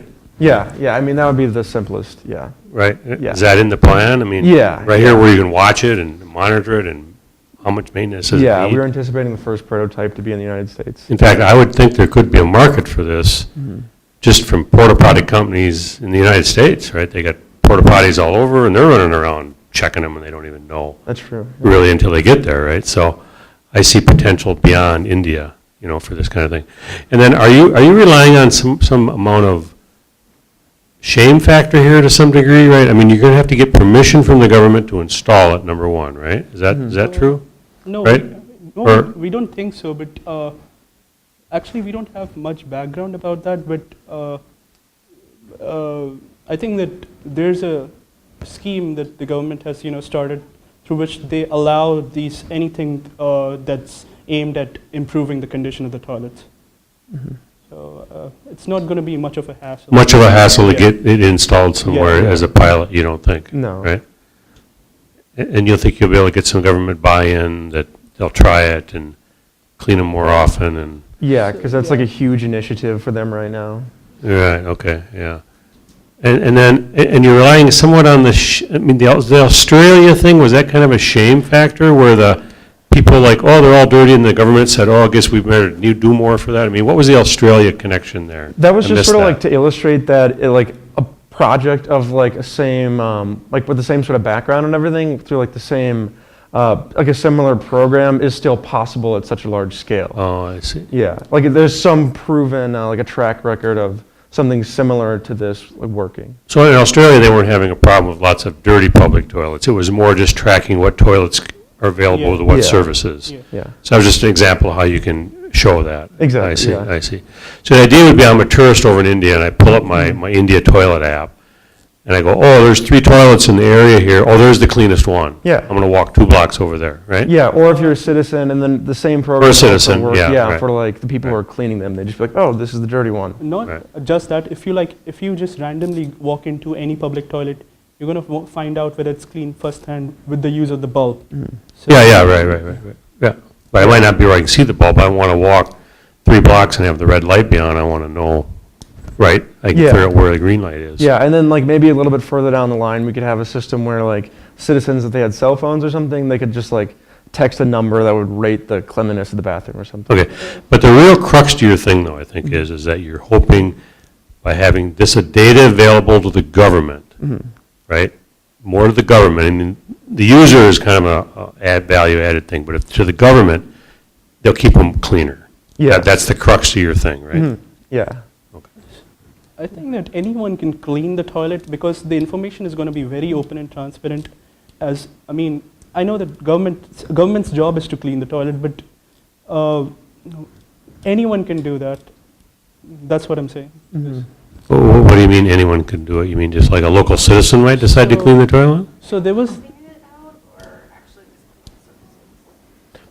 in this case, just cleaning the surface because yeah.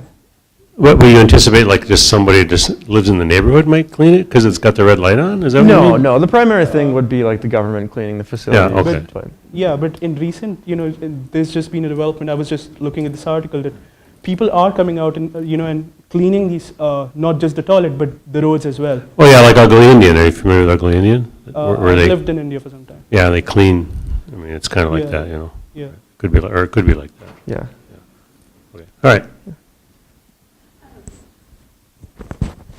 So I think through discussion here, we've identified that your customer is the government primarily. In the sense that they would be the ones that would be paying you for something. It's unclear to me, I guess, let me phrase that a little differently. What is your business model? So we want to focus on the problem first. We want, as he said, that we want to install it on a small scale, say 5 to 15 latrines. As 40% of the population is suffering from it, so even if we are able to record a success of say 50%, and we are, if we do that, just that, we can, get the government and tell them that we are actually, we are actually creating a difference out here, and they'll help us. That's the hope in the long run. But just initially, we want to just focus on the problem on a small scale. Yeah. I can appreciate that, but I would also say that I think it's not clear to me that you've nailed the nature of the problem. Okay. I understand there are public toilets and they're dirty and people don't want to use them. That I get. But I don't know if they're not getting cleaned by lack of information, by lack of available labor, by lack of the budget to pay people to clean them. How do you convince the government to care about something that they're not caring about right now, and somehow support your business in the as that grows? And like I was saying, it is kind of like an emerging problem because they're still trying to build just enough facilities for people to use. So the problem of them being clean or not is something they sort of overlooked because now a lot of the facilities aren't being used. So it is a little bit of a futuristic solution to a problem that's already happening. And so maybe the government might not give it as much validity right now, but we do feel that it'll really grow in strength as the problem multiplies. As you said, that the lack of labor is one of the problems because there's a difference between toilet construction and people cleaning those toilets, and that difference is huge. So this device, what it will do is at least help them prioritize the cleaning process by getting to the toilets first, which are unclean. And I think that's it. I have a couple of comments, not so much questions. If you are going to pursue this, two of the largest porta toilet businesses in the country are based here. And if you're really interested in talking to them, I think Kenton brought that up.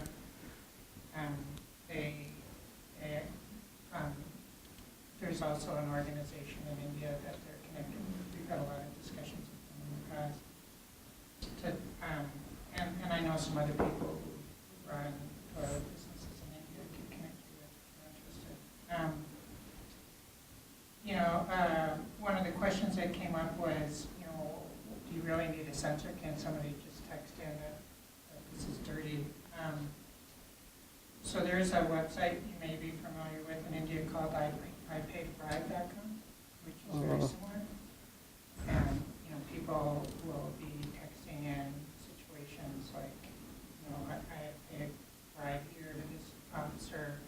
There's also ones about road conditions. Those actually exist here, right, where you can go online and say, you know, there's a pothole on the road here, X, Y, and citizens do that. And, you know, more and more people have smartphones, and communication is going pretty high. So that'd be an easy way to pilot it before you start putting sensors in. You know, it'd be easy to build that network.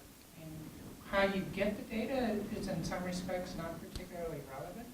It's more what are you doing with it, and are you getting it to people in terms of like what Connie was talking about, sort of staff. How you're getting whether the toilet is dirty or not, in some respects doesn't really matter, right? You probably want to have a whole set of mechanisms, right? And the Ugly Indian, which Kenton mentioned also, is a successful grassroots organization for not cleaning toilets, but definitely cleaning neighborhoods. I don't think they're doing toilets, right? No, they're not. Cool. Cool. All right. Well, thank you. Yeah.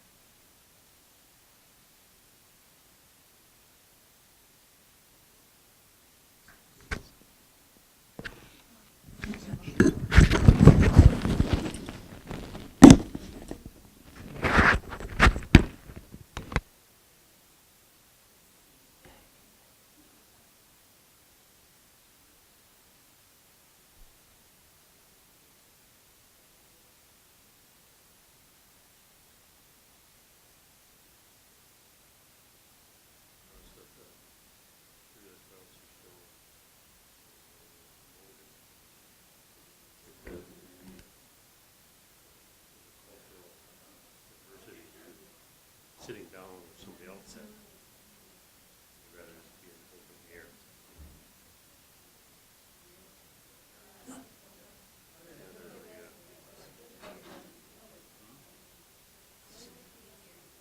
Yeah. If there isn't anybody to clean them, that's the problem, right? They build them and there's no budget. That's really the issue. Doesn't matter, people know they're dirty.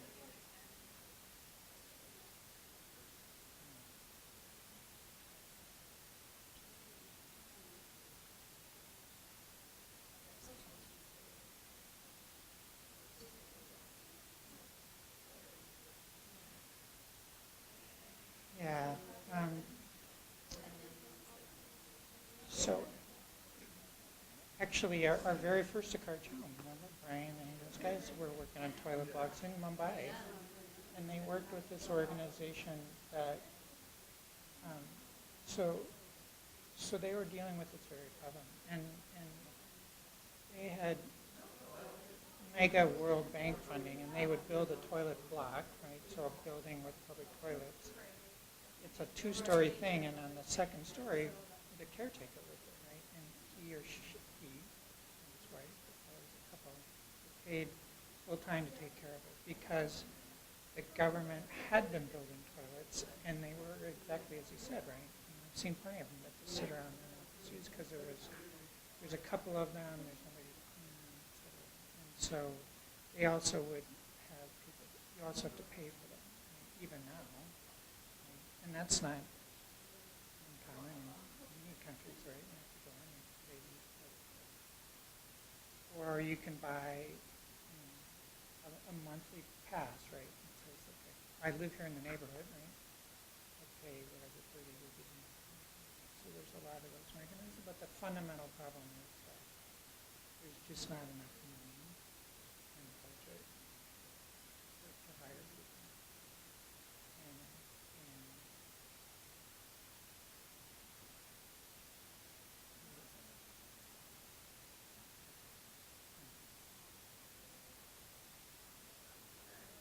Exactly. Yeah, absolutely.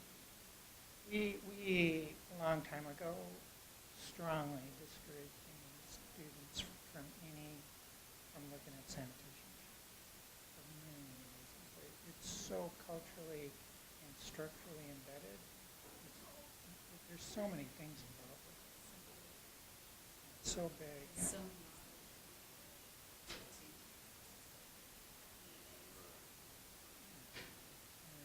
There are, in the last 4 or 5 years, there's been some pretty big and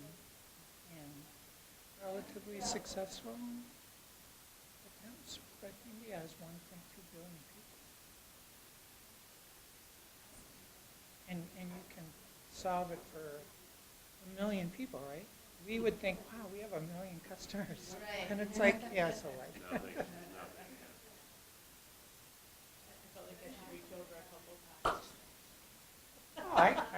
These guys were asking hard questions. I didn't have any hard questions.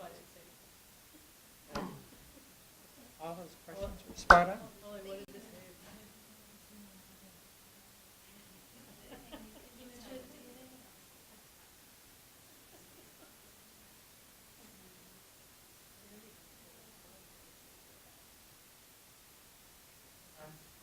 I'm like Robin.